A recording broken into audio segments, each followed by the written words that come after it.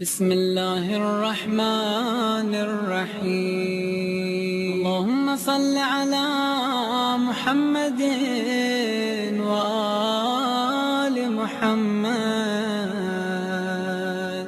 اللهم صل على محمد وآل محمد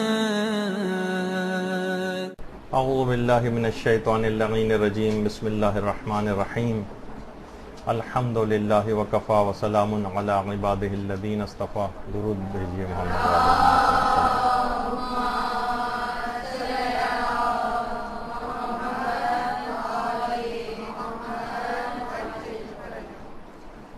تربیت اولاد کے عملی اصول کے عنوان سے درس نمبر 10۔ 2 ہفتے پہلے بھی ایک خوش قسمتی ہمارے دامنگیر تھی کہ 13 رجب کے دن ہی درس واقع ہو رہا تھا۔ آج بھی ایک بھرپور فضیلت کہ عید مبعث کے عید مبعث کے روز یہ درس واقع ہو رہا ہے، تو اس شکر گزاری میں ایک بآواز بلند درود بھیجیے محمد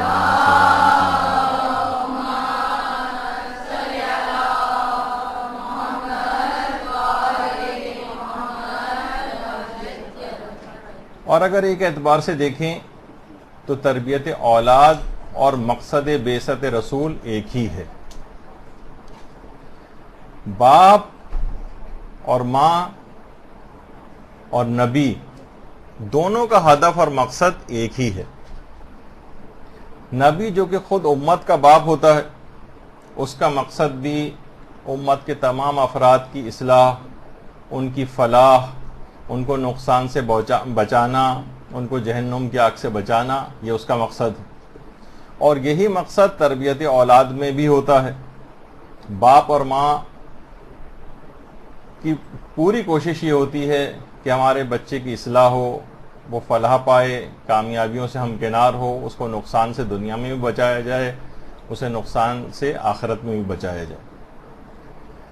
اور گھر کے جتنے اور افراد بھی ہیں، جو بزرگ افراد ہیں گھر کے، ان کا خود ایک بہت بڑا رول ہے، چاہے وہ نانا ہوں، نانی ہوں، دادا ہوں، دادی ہوں، چچا ہوں، تایا ہوں، ماموں ہوں، خالائیں ہوں، پھوپھیاں ہوں۔ یہ جو خاندان کے جو بزرگ ہیں، ان کا خود بچے کی تربیت میں ایک رول ہونا چاہیے، جو کہ آج کل نظر نہیں آ رہا ہے اور کم ہوتا جا رہا ہے، اور افراد زیادہ تر سب لوگ اپنے اپنے دھندوں میں مگن ہو گئے ہیں، اور آپس میں رشتہ داروں کے بچوں پر تربیتی عنوان سے ان کا اثر ختم ہو رہا ہے۔ اسی طریقے سے خاندان کے جو بزرگ خواتین ہیں، ان کے اندر بھی یہی تربیتی عمل پایا جانا چاہیے۔ احادیث میں یہ بات کہی گئی ہے کہ کسی بھی بزرگ کا کسی گھر میں ہونا ایسے ہی ہے جیسے کسی امت میں نبی ہوا کرتا ہے۔ اچھا، اب دیکھیے نبی کا کام کیا ہے؟ وہی ہے اصلاح و تربیت۔ اس اعتبار سے بہت افسوس کی بات ہے کہ آج جب ہم مقصد بعثت رسول اور عید مبعث منا رہے ہیں، تو یہ جو گھریلو نبی ہیں، یعنی خاندان کے بزرگ، یہ اپنا مقصد بعثت بھول چکے۔ ان کی ساری ہمت و طاقتیں، جیسے میں نے پچھلی دفعہ بھی عرض کی تھی یہ بات، کہ ٹی وی دیکھنے میں، اخبارات کو پڑھنے میں، یا گھریلو لڑائی جھگڑوں میں انوالومنٹ کے اعتبار سے یہ بڑھ رہی ہے۔ تو 27 رجب اعلان رسالت، پیغمبر کا مبعوث برسالت ہونا، یہ سب اس بات کے پیغامات ہیں کہ گھر کے اندر بھی وہی تربیتی عمل جاری رہنا چاہیے تاکہ مقصد بعثت رسول کو آگے بڑھایا جا سکے، اسے کسی حد تک پورا کیا جا سکے۔ اور خود مقصد بعثت رسول جو ہے قرآن کی آیات کے اندر سورہ جمعہ میں خاص طور پر بیان ہوا، جو کہ گھر میں بھی اس کو اپلائی کرنا چاہیے۔ وَوَالَّذِي بَعَثَ فِي الْأُمِّيِّينَ رَسُولًا مِّنْهُمْ يَتْلُو عَلَيْهِمْ آيَاتِهِ۔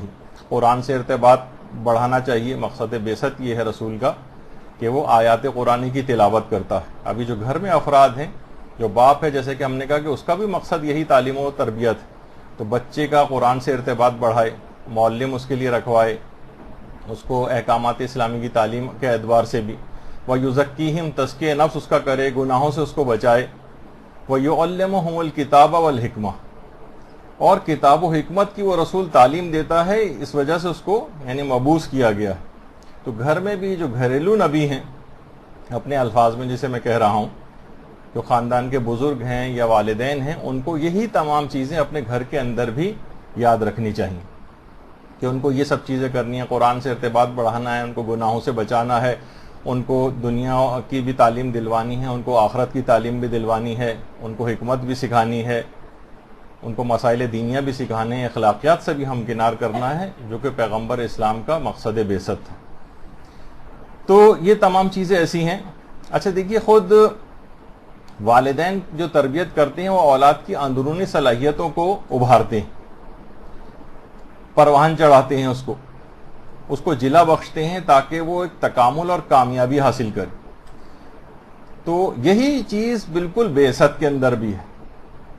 بعثت جو اس میں مصدر ہے جس کے معنی ہے ابھارنا۔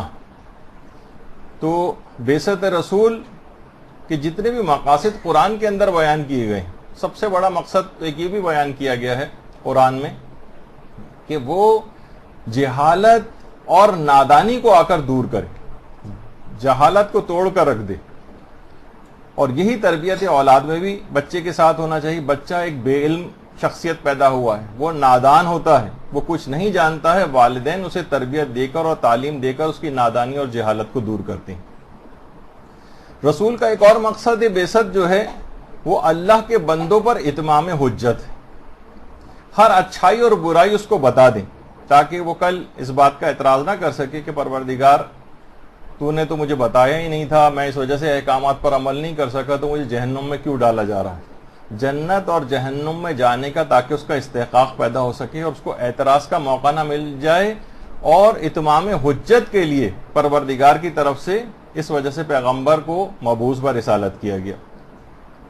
اور یہی تربیت اولاد میں والدین کی تربیت کا بھی یہی خاصہ ہے کہ والدین بھی اتمام حجت کرتے ہیں تاکہ کل میدان قیامت میں یہ اولاد شکایت نہ کرے، جیسے کہ روایتوں کے اندر بھی آیا ہے کہ پروردگار ہمارے والدین نے ہی ہمیں تربیت نہیں دی تھی، تو ہمیں کیسے پتہ چلتا ہے اچھائی کیا ہے اور برائی کیا ہے، تو ان کو اور عذاب کر۔ تو وہاں پہنچ کر اولاد دشمن ہو جائے گی۔ تو اس وجہ سے بھی اتمام حجت ہے۔ اب دیکھیے جس طریقے سے پیغمبر ہیں اتمام حجت کر دیا، اب لوگ چاہے اس کو مانیں یا نہ مانیں، پیغمبر نے اپنا فریضے کو ادا کر دیا۔ اسی طریقے سے والدین کا بھی ہے کہ چاہے وہ اولاد مانے یا نہ مانے، والدین اپنے اس فریضے کو ادا کر دیں۔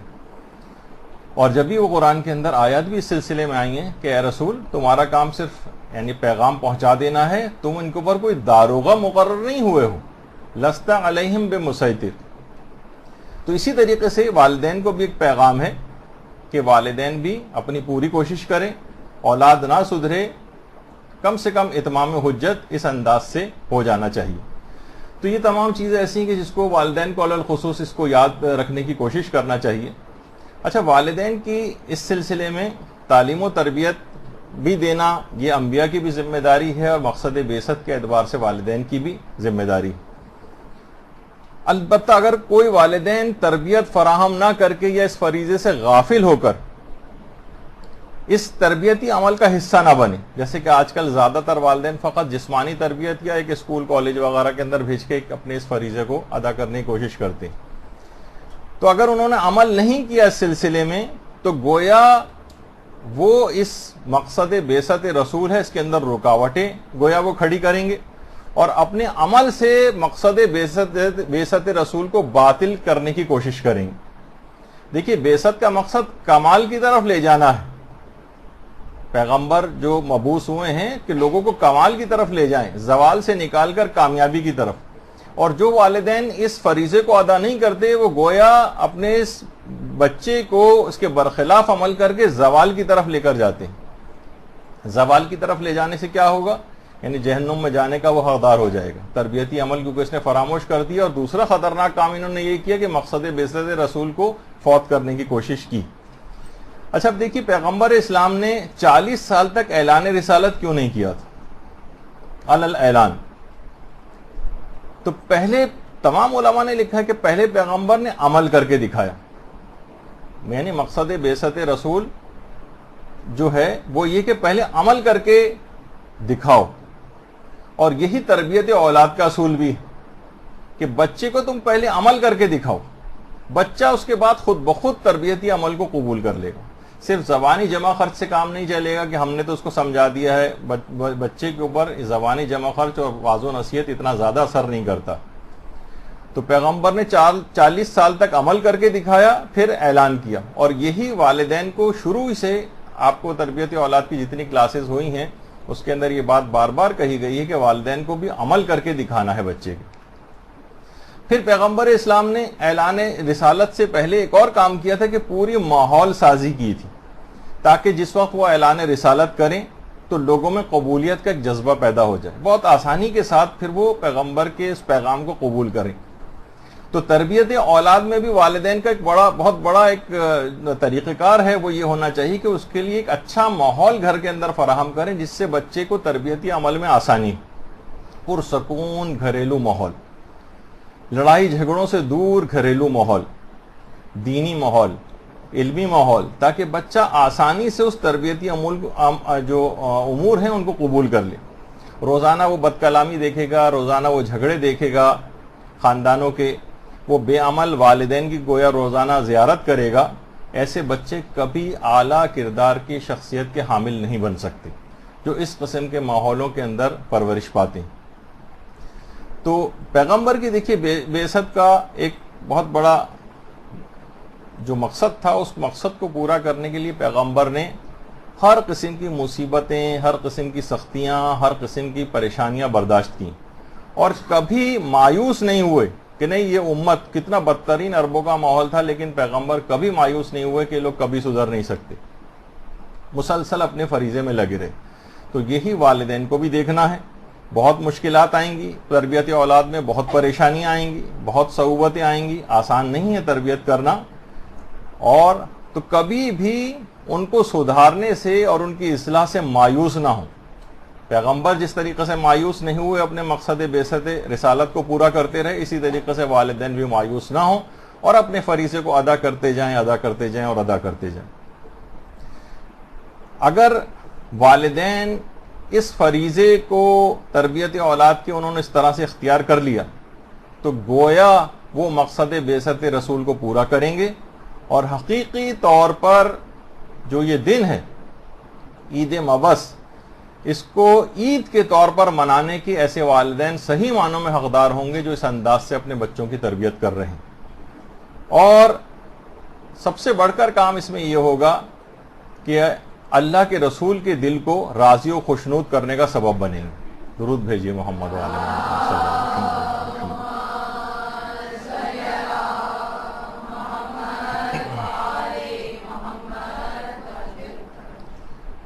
تو آپ نے دیکھا کہ اس دن کی مناسبت سے کتنی مماثلتیں بھی ہیں تربیت اولاد میں اور اس عید مبعث میں۔ اچھا، اب کیونکہ ہر دفعہ تھوڑی سی 5-10 منٹ کی گفتگو ہم کچھ مسائل فقہ جو تربیت اولاد کے سلسلے میں ہیں اور اس کے کچھ واجبات والے مسئلے ہیں ان کو بیان کرتے ہیں، تو اس کے اندر ابھی تک ولایت کا مسئلہ جو چل رہا تھا اس میں بچے کے مالی امور والا مسئلہ تھا، وہ ڈسکس ہوا۔ بچے کے ازدواجی امور کے اعتبار سے جو مسائل تھے وہ ڈسکس ہوئے تھے۔ اس کے بعد ایک اہم ترین مسئلہ ہے جو عام طور پر گھروں میں پیش آتا ہے، وہ ہے یا تو نابالغ بچے کو بھیج کر کچھ خرید و فروخت کروائی جاتی ہے، یا نابالغ بچے خود ہی خرید و فروخت کے لیے بازار چلے جاتے ہیں، والدین نہیں کروا رہے، وہ بچے کے پاس خود پیسے ہیں، جا کر خود خریداری کر لیتا ہے۔ نابالغ کے اعتبار سے بات ہو رہی، تو اس کے بھی کچھ فقہی مسائل ہیں جن کا خیال رکھنا ضروری ہے۔ دیکھیے، سب سے پہلا مسئلہ ایک اصولی طور پر، اب اس کی تفصیل آگے چل کر آئے گی، وہ سمجھ لینا چاہیے کہ نابالغ بچہ نہ تو کوئی چیز خرید سکتا ہے، نہ نابالغ بچہ کوئی چیز فروخت کر سکتا ہے، نہ نابالغ بچہ کسی کو قرض دے سکتا ہے، نہ وہ کسی سے قرض لے سکتا ہے، نہ وہ کوئی چیز کرائے پر لے سکتا ہے، نہ وہ کوئی چیز کسی کو کرائے پر دے سکتا ہے، نہ وہ کسی کو تحفہ دے سکتا ہے، نہ وہ کسی سے تحفہ قبول کر سکتا ہے، نہ وہ اپنی شادی خود کر سکتا ہے، اور ولی نے اگر اس کی کہیں شادی کر دی ہے تو اس شادی کو ختم کرنے کا بھی اس نابالغیت کے زمانے میں اس کے پاس کوئی اختیار نہیں. نابالغ کا اپنی کسی چیز میں کوئی تصرف نہیں ہے، ولی بچے کی مصلحتوں کے اعتبار سے اس کے اندر تصرف کرتا. تو بعض اوقات یہ مسئلہ ہوتا ہے کہ بالغ کے ساتھ نابالغ کا معاملہ تو بھی ہم ڈسکس کریں گے. ایک مسئلہ اور بھی پیش آتا ہے، بعض اوقات دو نابالغ بچے بھی ایک دوسرے سے معاملہ کرتے ہیں. ایک دوسرے کو کوئی چیز بیچ دی، اس دوسرے نے کوئی چیز آ کر خرید لی. اب ان کے لیے ضروری ہے کہ بلوغ کے بعد یہ جو نابالغیت کے زمانے میں ایک دوسرے سے ان دونوں نے خرید و فروخت کی تھی، یا تو ایک دوسرے کو راضی کریں یا یہ چیزیں واپس کریں ایک دوسرے کو. کیونکہ نابالغ بچہ کوئی بھی چیز نہ خرید سکتا ہے اور نہ بیچ سکتا. تو اس نے اس طرح کی جو خرید و فروخت کی تو کسی دوسرے کا مال اس کے پاس آ گیا. تو نابالغ جو اس طرح کا معاملہ کرے وہ باطل ہوتا ہے، اور بالغ ہونے کے بعد ان کو لوٹانا پڑے گا یا ایک دوسرے کو راضی کرنا پڑے گا. اور نہیں مل رہے ہیں اگر اب وہ، تو اس کا ایک الگ طریقہ کار ہے جو بھی آگے چل کر آئے گا. تو ایک مسئلہ یہ اس کے اندر آ جاتا ہے، یعنی کوئی بھی مالی امور میں سے کوئی بھی چیز بچے کے تھرو کوئی معاملہ نہیں ہو سکتا ہے. اگر ایسا معاملہ ہوا تو وہ معاملہ باطل ہے. اچھا، اب اگر ایک بالغ نے نابالغ کے ساتھ کوئی معاملہ کیا، اب یہ ایک بہت بڑا مسئلہ بن جاتا ہے. بالغ نے نابالغ کے ساتھ ایسا کوئی معاملہ کیا. دیکھیے، پہلی بات تو یہ ہے کہ یہ بات یاد رکھنا چاہیے کہ بچہ اپنے مال کا مالک نہیں ہوتا جب تک کہ وہ بالغ اور رشید نہ ہو جائے. بالغ یعنی لڑکا ہوگا بالغ مثلا عمر کے اعتبار سے 16ویں سال کے پہلے دن قمری، اور لڑکی ہوگی 10ویں سال کے پہلے دن 9 سال مکمل ہو کر. تو کیا فقط بالغ ہو جانا یہ کافی ہے مالی امور میں تصرف کے لیے؟ علماء فرماتے ہیں بالغ کے ساتھ مالی امور میں تصرف کے لیے ان کا رشید ہونا بھی ضروری ہوتا. اچھا دیکھیے، عموماً لڑکے رشید کہتے ہیں اچھائی برائی کی تمیز ان کو آ گئی. بالغ بھی ہو اور رشید بھی ہو، لڑکی بالغ بھی ہو اور رشیدہ بھی ہو، یعنی اتنی سوجھ بوجھ اس کے اندر ہونی چاہیے. دیکھیے، لڑکے عام طور پر رشید پہلے ہو جاتے ہیں، بالغ بعد میں ہوتے ہیں، اور لڑکیاں پہلے بالغ ہو جاتی ہیں، رشیدہ بعد میں ہوتی ہیں. مثلا 9 سے 10 سال کی عمر کی جو لڑکی ہو گئی ہے قمری اعتبار سے، بالغ تو ہو گئی لیکن رشیدہ نہیں ہوئی ہے، یعنی اتنی سوجھ بوجھ نہیں آئی مالی معاملات میں، کیا چیز کس طرح سے بیچنی چاہیے، فروخت کرنی چاہیے. ہوتا ہے عام طور پر اس طرح سے. تو بالغ بھی ہونا چاہیے اور رشید بھی ہونا چاہیے. دیکھیے، ہو سکتا ہے کہ لڑکے عمر کے اعتبار سے تو وہ ہوں گے 16ویں سال کے پہلے دن، لیکن کچھ اور علامات بلوغ بھی ہیں جس کے نتیجے میں ہو سکتا ہے کوئی لڑکا 12 سال کی عمر میں بالغ ہو جائے. تو وہ بالغ ہونے کے بعد اس پر عبادات تو واجب ہو جائیں گی، نماز اس پہ واجب ہو جائے گی، روزہ اس پہ واجب ہو جائے گا، حج اس پہ واجب ہو سکتا ہے، خمس اس کے اوپر واجب ہو جائے گا، یہ سب چیزیں.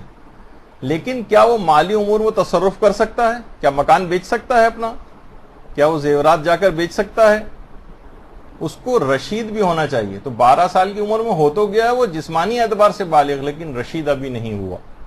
تو ایسے بچے جب تک بلوغ اور رشد یہ دونوں اس کے پاس نہ آ جائیں تب تک وہ مالی امور میں تصرف کا حقدار نہیں ہوتا. البتہ 2 چیزیں ایسی ہیں جس میں وہ اپنے مال کا مالک ہو جاتا ہے. ویسے تو مالک نہیں ہوتا، لیکن 2 مقامات ایکسیپشن جسے کہا جائے، مستثنیات ہیں کہ جہاں وہ اپنے مال کا مالک ہوتا ہے. ایک تو ہوتا ہے جعالہ، انعامی مقابلہ میں بچے نے حصہ لیا، اب وہاں سے اس کو کوئی انعام ملا کسی مقابلے میں حصہ لے کر، یہ اپنے مال کا مالک ہو جائے گا، یہ اس کی ملکیت ہو گئی. یعنی اس کے علاوہ بچہ کسی اور ملکیت میں تصرف نہیں کر سکتا ہے. یعنی ایک تو جعالہ میں ہے اور دوسرا ہے حیازہ. یعنی کچھ چیزیں دیکھیے کسی کی بھی ملکیت نہیں ہوتی. مثلا فضا جو ہے یہ کسی کی ملکیت نہیں ہے، پہاڑ کسی کی ملکیت نہیں ہوتے ہیں، مثلا جھیلیں ہیں، سمندر ہے بالفرض. خیر اس کے اندر تو میں ابھی یہ والے مسئلے نہیں بتا رہا، تو صرف حیازہ کے اندر بہت ساری اس طرح کی جو بہت ساری چیزیں کسی کی ملکیت نہیں ہوتی. تو اگر کوئی بھی شخص اس چیز کے اوپر قبضہ کر لے تو وہ اس کی ملکیت ہو جاتی. مثلا کسی کا گھر ہے, گھر کے بالکل ساتھ ساتھ آپ نے دیکھا ہوگا کہ لوگ ایک باؤنڈری سی چھوٹی سی بنا کے وہاں کیاری لگا دیتے ہیں, اس میں پودے وودے لگا دی. اب کوئی دیکھا جائے کوئی وہیں پہ کرسی لگا کے ان پودوں کے اوپر بیٹھ جائے اور کہے کہ آپ کی دیوار تو صرف یہاں تک ہے اور میں تو اس کے باہر جو ہے وہ کر رہا ہوں, یا وہاں کے پودے نوچنے شروع کر دے, یا مثلا کوئی اور ایکٹیویٹی, تو فوراً گھر کا مالک نکل کے آئے گا کہ یہ میری ملکیت. تو وہ ایک چھوٹا سا جو ایک ایریا بن جاتا ہے جہاں گھاس وغیرہ اگا لیتے ہیں. اس طرح سے یعنی جو عموماً, یہ تو شاید اتنی ویسی مثال نہ ہو, لیکن عام طور پر ریگستانوں کہیں میں آپ چلے جائیں جو بالکل ایک عام سی زمین ہے, اس پہ جو بھی قبضہ کر لے, قبضہ گروپ کی یہاں پر وہ نہیں ہو رہی ہے کہ کوئی اس طرح سے جو ہے قبضے کر کے بیٹھ جائیں مختلف جگہوں پہ, لیکن بہرحال ایک چیز یہ ہوتی ہے, جیسے اس کی بھی مثال دیتا ہوں, جیسے مثلا جو عام چڑیاں وغیرہ اڑتی پھرتی, کسی بچے نے ایک پنجرا رکھا اور اس کے بعد گھات لگا کے مثلا ایک چڑیا کو پکڑ لیا. اب یہ چڑیا کسی کی بھی ملکیت نہیں تھی, لیکن اس بچے نے اس کے اوپر قبضہ کر لیا, اب یہ چڑیا اس کی ہو گئی. اب حیازہ کے اندر اس طرح کی بہت ساری چیزیں آتی ہیں, تو بچہ ویسے اپنے مال کا مالک نہیں ہوتا, لیکن جو اعلیٰ انعامی اسکیموں میں اگر مقابلوں میں حصہ لے تو جو انعام ملے اس کا مالک ہو جاتا ہے, یا اس طرح کی جو چیزیں ہیں وہ اس کا مالک ہو جاتا ہے. اچھا, اب یہاں پر ایک مسئلہ پیش آتا ہے کہ بالغ شخص اگر کسی نابالغ سے کوئی معاملہ کرے. دیکھیے سب سے پہلی تو بات یہ کہ نابالغ سے اگر کوئی معاملہ کرے گا تو معاملہ باطل ہے. اچھا, باطل کے معنی کیا ہمیشہ یہ ہوتے ہیں کہ باطل کے معنی یہ کہ حرام ہو؟ یہ ضروری نہیں. ہو سکتا ہے کہ معاملہ باطل ہو لیکن حرام نہ ہو, اور یہ بھی ہو سکتا ہے کہ معاملہ باطل بھی ہو اور حرام بھی ہو. مثلا ہماری کوئی دکان ہے, کوئی بچہ آیا, اس نے یہاں سے کوئی چیز خریدی. اب بالکل پتہ نہیں ہے کہ اس بچے کا جو ولی ہے یہ اس پر راضی بھی ہے یا راضی نہیں. معلوم نہیں ولی راضی تھا یا راضی نہیں تھا. بچہ آیا, اس نے کچھ خریداری کی, اس نے ہمیں پیسے دیے, چیز لے کر چلا گیا یہاں سے. اب یہ معاملہ باطل ہے. اچھا, آپ نے خود سے چیز اس کو دی ہے, بچہ لے گیا, وہ تو اس کا ایک الگ معاملہ ہے کہ وہ کیا ہوگا اس بچے کا, وہ لے کے جو گیا وہ ولی اس کے ساتھ کیا کرے گا, وہ ایک الگ چیز ہے. وہ جو ہمیں پیسے دے کر گیا ہے, دیکھیے ہم تو بالغ تھے, ہم نے تو وہ چیز اس کو اس کے اپنے ارادے سے اس کو دے دی, وہ تو بچہ لے کے چلا گیا. یہ جو پیسے ہمیں دے کے گیا, یہ پیسے ہمارے پیسے نہیں بنے. ان کو سنبھال کر رکھنا ہے, اور سنبھال کر رکھنے کے بعد ان پیسوں کو ولی کو تلاش کرنا ہے. ولی اگر مل گیا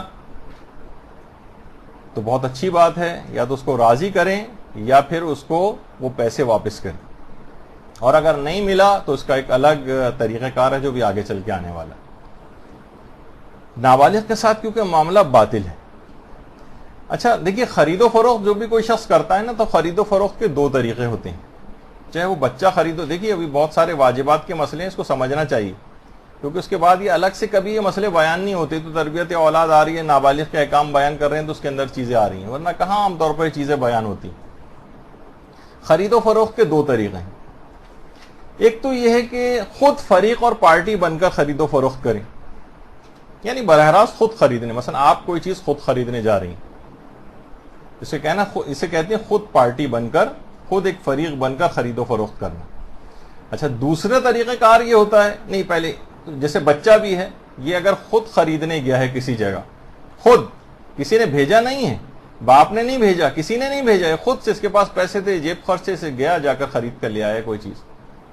ایک تو طریقہ یہ ہے, جو کہ یہ بھی غلط ہے, معاملہ باطل ہوتا ہے, لیکن خود پارٹی بن کر خرید و فروخت کرنا. اور دوسرا طریقہ ہے وکیل کے ذریعے خرید و فروخت کرنا. مثلا آپ نے اپنے کسی ملازم کو بھیج دیا کہ جاؤ یہ چیز خرید کے لاؤ, جاؤ دودھ لے کر آؤ, جاؤ مثلا انڈے خرید کر لاؤ. اب نوکر گیا ہے, اب آپ نے کیا کیا, آپ نے خود پارٹی نہیں بنے بلکہ ایک وکیل بنا دیا.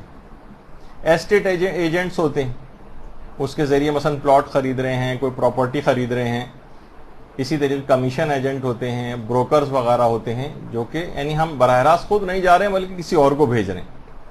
اچھا, بچہ اگر خود فریق بن کر یعنی پارٹی بن کر اگر نابالغ بچہ, نابالغ خاص طور پر جو غیر ممیز ہوتے ہیں, وہ یہ اگر خرید و فروخت کرنے کے لیے جا رہا ہے تو وہ معاملہ باطل ہے, چاہے وہ اپنے جیب خرچ سے کرے، ٹافی خریدنے جا رہا ہے، وہ بسکٹ خریدنے جا رہا ہے، کوئی کھلونا خریدنے کے لیے جا رہا ہے، وہ تمام مجتہدین فرماتے ہیں یہ معاملہ باطل ہے. بچہ خود سے فریق بن کر کوئی بھی خرید و فروخت کر ہی نہیں سکتا، خواہ ولی راضی ہی کیوں نہ ہو. یعنی بچہ خود خریدنے جا رہا ہے، اس کے پاس اپنی پاکٹ منی ہے، ولی کی طرف سے بھی ایک لحاظ سے ویسے یعنی اجازت ہے، ٹھیک ہے اس کے پیسے ہیں، جو چاہے جا کر خرید لے.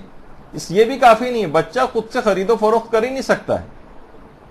یعنی خود سے فریق بن کر خرید و فروخت کرنا بچے کے پاس اس کا اختیار نہیں، خواہ ولی راضی کیوں نہ ہو. یہ ٹھیک ہے جیب خرچ اس کی ملکیت تھا، لیکن اس سے اس کو خرید و فروخت کا اختیار نہیں. تو اس میں پھر یہ ہوتا ہے کہ وکیل کے ذریعے اگر بچہ وکیل بن کر خرید و فروخت کرے، یعنی باپ کی طرف سے، یعنی بچہ جو ہے وہ باپ کہے کہ ٹھیک ہے میری طرف سے تمہیں اجازت ہے کہ تم جاؤ اور میری طرف سے خرید و فروخت کرو. ایک عام طور پر بھی باپ اس طرح کی اجازت دے سکتا ہے تاکہ بچہ خود سے پارٹی اور فریق بن کر خرید و فروخت نہ کرے. تو مثلا باپ اسے پیسے دے، جاؤ جا کر برگر خرید کے لاؤ مثلا، یا مثلا دکاندار کو بھی معلوم ہے کہ بچہ باپ کی طرف سے وکیل ہو کر آیا. اچھا وکیل کیونکہ خود مختار نہیں ہوتا، باپ نے یعنی اس کو اجازت دی ہے، تو وہ جو بھی یہاں سے چیز خرید کر لے جائے گا وہ معاملہ بالکل جائز اور ٹھیک ہو جائے گا. لیکن اگر معلوم ہی نہ ہو کہ یہ وکیل بن کر آیا بھی ہے یا نہیں آیا ہے، یہ خود فریق بن کر آیا ہے، ہو سکتا ہے اس کا باپ زندہ ہی نہ ہو سکتا ہے کہ اس نے زندہ ہو لیکن اس کی طرف سے وکیل نہ بنا ہو سکتا ہے کہ اس کی ماں نے اس کو بھیجا ہو، یا چچا نے، بھائی نے، یا جو کہ ولی نہیں ہے اس نے بھیجا ہو اس کو. تو بہرحال یہ معاملہ باطل ہے. اگر کچھ پتہ نہ ہو کہ ولی راضی ہے یا ولی راضی نہیں ہے، علماء خود کہتے ہیں اگر عرف سے بھی جا کر پوچھیں تو عرف کہے گا اس قسم کے معاملات میں کہ ہمیں کیا پتا کہ ولی اس کا راضی ہے یا راضی نہیں. ہو سکتا ہے کہ ولی ہو ہی نہ، ہو سکتا ہے ولی راضی نہ ہو سکتا ہے اس نے وکالت نہ دی ہو سکتا ہے کسی اور کی طرف سے آ گیا، ہو سکتا ہے خود فریق بن کے معاملہ کر رہا ہو. تو یہ بہت سے اس قسم کے معاملات جو ہے ہو سکتے ہیں. اچھا یا ہو سکتا ہے کہ مثلا بچہ کوئی چیز چرا کر لے آیا ہو سکتا ہے باپ نے اسے بسکٹ خریدنے کے پیسے دیے ہوں، اس کا دل ٹافی کھانے کو چاہ رہا ہو تو اس نے کوئی اور چیز آ کر خرید لی ہو. تو یہ سب کیا چیز ہوتی ہیں کہ یہ اس طرح کی خرید و فروخت ہونی پھر بہت مشکل ہے. البتہ فقط ایک طرح کی خرید و فروخت ایسی ہے ایک بچے کے ذریعے جو صحیح خرید و فروخت ہے، اور تمام تو نہیں، زیادہ تر علماء نے اس خرید و فروخت کی اجازت دی. وہ یہ ہے کہ عام طور پر معاشرے کے اندر بہت معمولی قیمت کی جو چیزیں ہوتی ہیں ان کو خریدنے کے متعلق امام خمینی اور آغا سیستانی بھی یہ بات فرماتے ہیں کہ ممیز بچہ اگر بہت چھوٹی چھوٹی رائج جو چیزیں ہیں عام طور پہ بچوں کے تھرو یہ خرید و فروخت ہو جاتی ہے، اس میں نابالغ بچے کو خرید و فروخت کی اجازت ہے. بہت چھوٹی چھوٹی چیزیں، مثلا ٹافی خرید کے لے آیا، بسکٹ خرید کے لے آیا، یا مثلا انڈے خریدنے آپ نے اس کو بھیج دیا تو چلیں وہ تو آپ کی طرف سے وکیل بن گیا تو ویسے ہی جائز ہے. لیکن چھوٹی چھوٹی چیزیں یعنی خود سے بھی بچہ جو ہے اگر خرید و فروخت اس انداز سے ہو رہی ہے تو وہ ٹھیک ہے. بہت معمولی سی چیزیں، بریڈ، ڈبل روٹی وغیرہ ٹائپ کی چیزیں آپ نے اس کو خریدنے کو بھیج دیا. یا عام طور پر آپ نے دیکھا ہوگا، اب تو شاید وہ نظر نہیں آتے، بچے کنگیاں لے کے فروخت کرتے، سگنلز کے اوپر کھڑے ہوتے تھے. اخبارات جو ہے وہ فروخت کر رہے ہوتے ہیں عام طور پر نابالغ. یا مثلا موتیا کے جو گجرے اور اس طرح کے جو پھول ہوتے ہیں یہ سگنلز کے اوپر کھڑے ہو کر بیچ رہے ہوتے ہیں.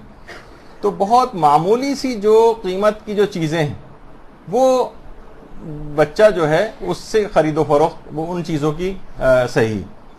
لیکن بڑی چیزیں جو ہیں، مثلا 10 سال کا بچہ ہے، ہماری مثلا سونے کی دکان ہے اور سونے کی چین فروخت کرنے کے لیے لے آیا وہ، تو امام خمینی اور آغا سیستانی بھی فرماتے ہیں کہ نہیں، یہ تو بہت بڑی چیزوں ہم نے صرف معمولی چیزوں کی خرید و فروخت کی اجازت دی ہے، بڑی چیزوں کی خرید و فروخت کی اجازت نہیں.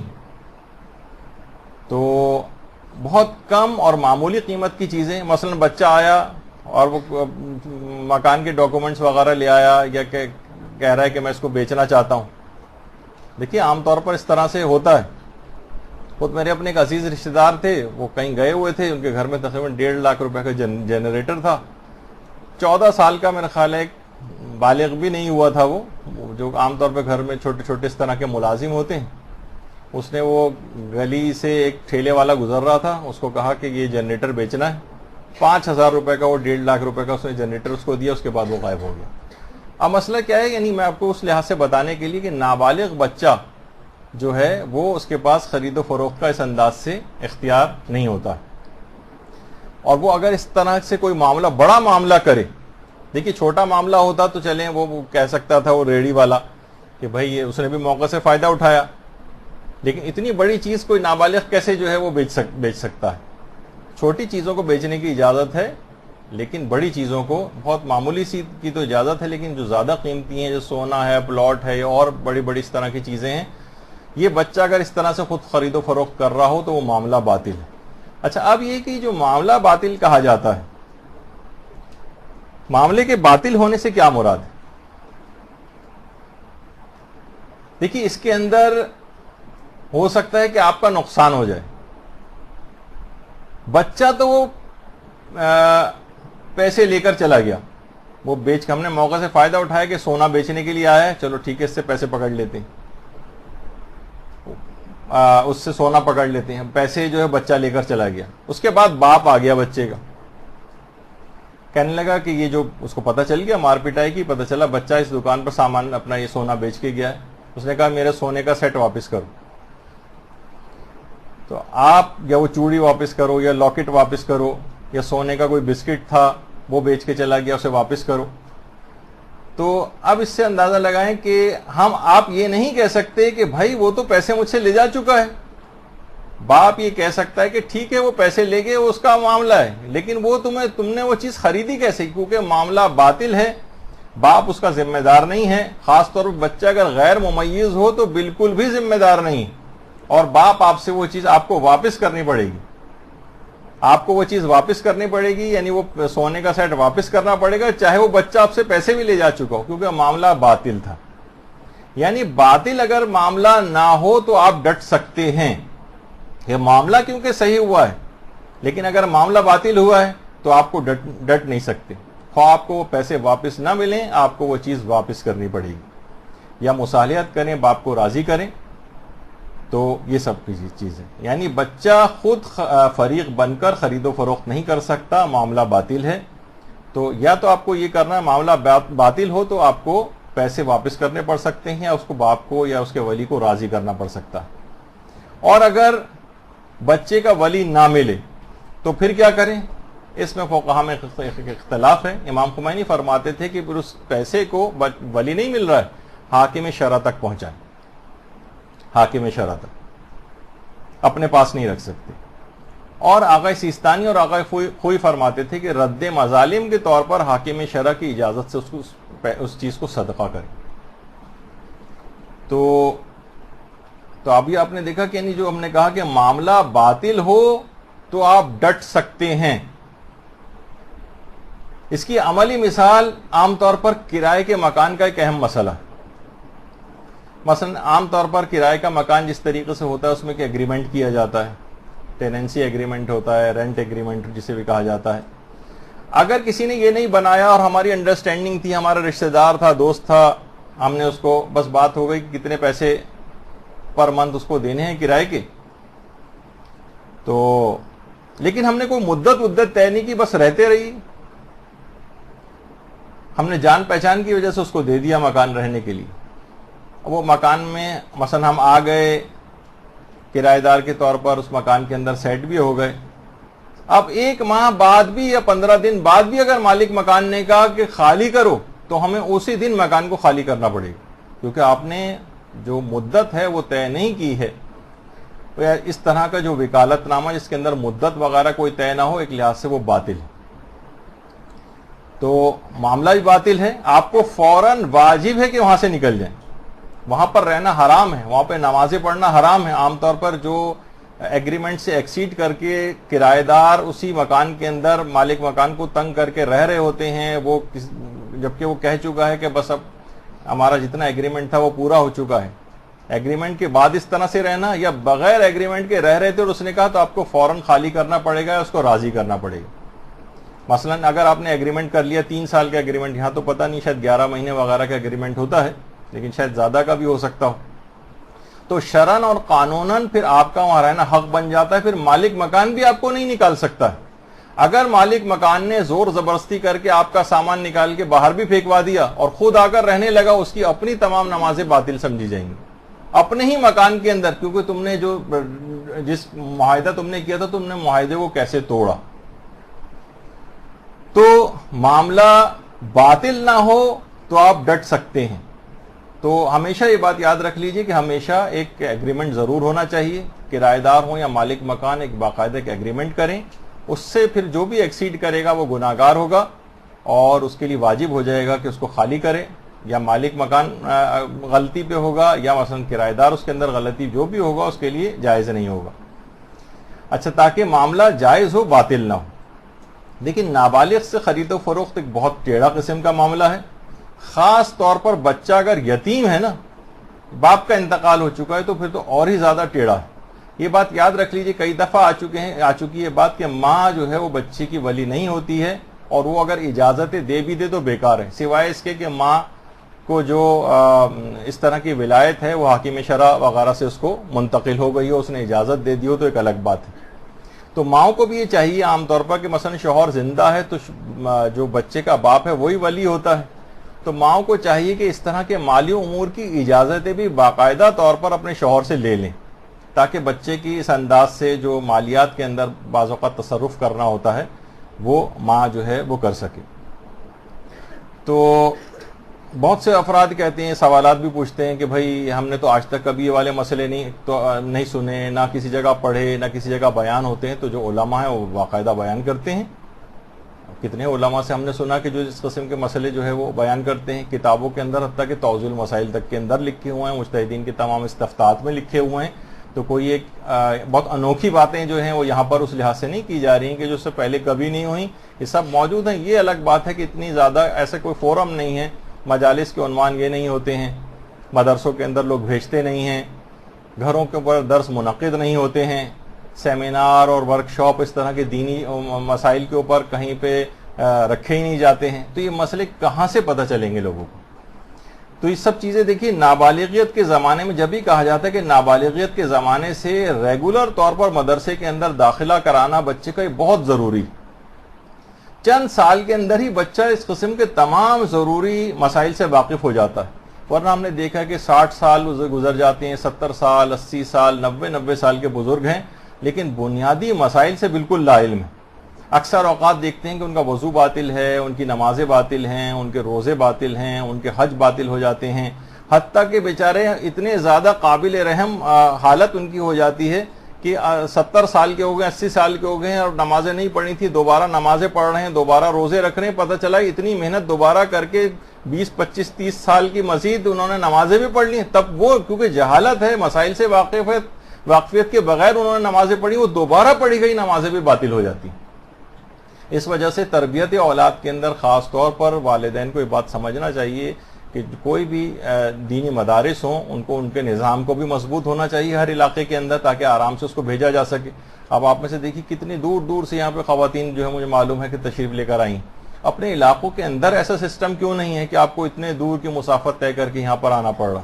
تو ہر علاقوں کے اندر آپ کو نہیں ہے تو آپ لوگ خود کہیں سے قائم کرنے کی کوشش کریں، الہی مدد لازمی آپ کے شامل حال ہو جائے گی جو بھی اس اچھے نیک کام سے اس میں اقدام اٹھائے گا۔ اور اگر ورنہ گھر پہ ٹیوشن لگوانے کا بچے کا انتظام کرنا چاہیے تو استاد یا پھر مدرسہ، اس کے علاوہ تیسرا کوئی حل نہیں، ورنہ کیا ہوگا، وہی جہالت رہے گی، وہی اچٹتی پچٹتی ٹائپ کی جو کچھ سطحی قسم کی معلومات ہوں گی، یا اس قسم کی عام معلومات جو عام طور پر مختلف مجالس میں ان کو حاصل ہو جاتی ہیں، نکتہ آفرینیاں، کچھ تاریخی باتیں، کچھ بحث و مباحثے کی چیزیں، جس کا آخرت میں کامیابی سے براہ راست کوئی تعلق نہیں ہوتا ہے، عام طور پر اس طرح کی معلومات ان کو مل جاتی ہیں۔ تو بنیادی مسائل سے واقفیت یہ اس لحاظ سے کافی زیادہ ضروری ہے۔ اچھا، اب آ جائیے، اب ہم تربیتی امور کے اندر اس بات کو آگے بڑھا رہے ہیں کہ والدین کو ایک چیز کا باقاعدہ احساس کرنا پڑے گا، باقاعدہ ایک چیک لسٹ بھی بنانی چاہیے کہ تربیت اولاد میں کہیں ہم بہت خطرناک قسم کی یہ غلطیاں تو نہیں کر رہے ہیں جو ابھی آپ کے سامنے پیش کی جانے والی. تربیت اولاد میں کی جانے والی غلطیوں کا احساس کرنا. دیکھیے تربیت اولاد کوئی ایک بٹن ٹائپ کی چیز نہیں ہے کہ بس ہم نے اس کو دبا دیا بس یہ تربیت اسٹارٹ ہو گئی یہاں سے. نہیں, بڑی اس کی جہتیں ہیں, بڑی اس کی شاخیں ہیں, بہت اس کی اپلیکیشنز ہیں.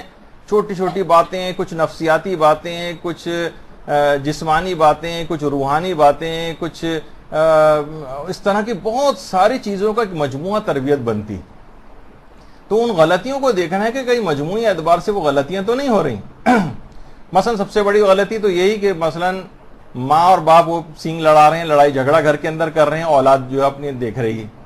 اچھا واقعاتاً اگر واقعی یہ دیکھیں کہ کتنا خطرناک ماحول ہے پوری دنیا کے اندر شیعت کی, اگر آپ اوور آل حالات دیکھیں ہر جگہ کتنے زیادہ, عراق کے اندر, شام میں, لبنان میں, ایران کتنی جنگ سے جو ہے کتنی طویل ترین اور ابھی بھی اس کے کتنے محاذ ہیں. خود پاکستان کے اندر بھی بہرحال شیعت کس مرحلے سے گزر رہی ہے, اور پوری دنیا کے اندر, پھر یمن اور ہر جگہ کے اوپر آپ دیکھیں تو اس میں باقاعدہ ہمیں حیرانی ہوتی ہے کبھی کبھی کہ اسی تمام عالمی حالات اپنی آنکھوں سے روزانہ کی بنیاد پر کلنگ ہو رہی سب کچھ, لیکن گھر کے اندر لڑائی جھگڑے بالکل ویسے کے ویسے ہی چل رہے ہیں. انتہائی احمقانہ طور پر سیلاب کسی جگہ آ رہا ہو, سونامی آ رہا ہو, زلزلے آ رہے ہوں, اور کوئی شخص گھر کے اندر بیٹھا ہوا, بیوی بچے جو ہے شوہر و بیوی آپس کے اندر جھگڑے کر رہے ہوں, اور ساس اور بہویں آپس میں جھگڑے کر رہی ہوں. یعنی کچھ احساس ہی نہیں ہے کہ کس دور کے اندر ہم لوگ جو ہے وہ زندگی گزار رہے ہیں. اس کے اندر اتنی چھوٹی چھوٹی باتوں کے اوپر تو اولاد سب کچھ آنکھوں سے دیکھ رہی, اور اس لڑائی جھگڑوں کا نتیجہ ظاہراً وہی ہے کہ جب یہ یہاں سے پہاڑی سے نیچے گرے گا, سوچیے جھگڑے کے دوران تو کیا اس کا انجام ہوگا. تو اولاد اپنی تو گھر کے اندر اس قسم کا ماحول, جو سب سے بڑی غلطی ہے وہ یہ ہے کہ اس طرح کا ماحول گھروں کے اندر بہت ہو گیا, لڑائی جھگڑوں کا, غیبتوں کا, ایک دوسرے کے خلاف بات چیت کا. یہ ایسا نقطہ ہے کہ کتنی اچھی تربیت آپ کرنے کی کوشش کیوں نہ کریں, یہ سب کے اوپر پانی پھیر دے گا. برا گھر کا ماحول, لڑائی جھگڑوں کا ماحول, کوئی ایک فریق بھی اگر گھر میں اس انداز سے خراب ہے, مثلا شوہر اس انداز کا بد اخلاق ہے, بیوی اس انداز کی بد اخلاق ہے, یا دونوں بد اخلاق ہیں جس کے امکانات زیادہ ہو رہے ہیں آج کل, تو پھر نتیجہ یہ ہے کہ جو دیکھنے والی اولاد جو سب کچھ یہ دیکھ رہی ہے اپنی آنکھوں سے, وہ سوچیے کہ کیا اس کا حال ہوگا, وہ کبھی سعادت مند بن نہیں سکتے.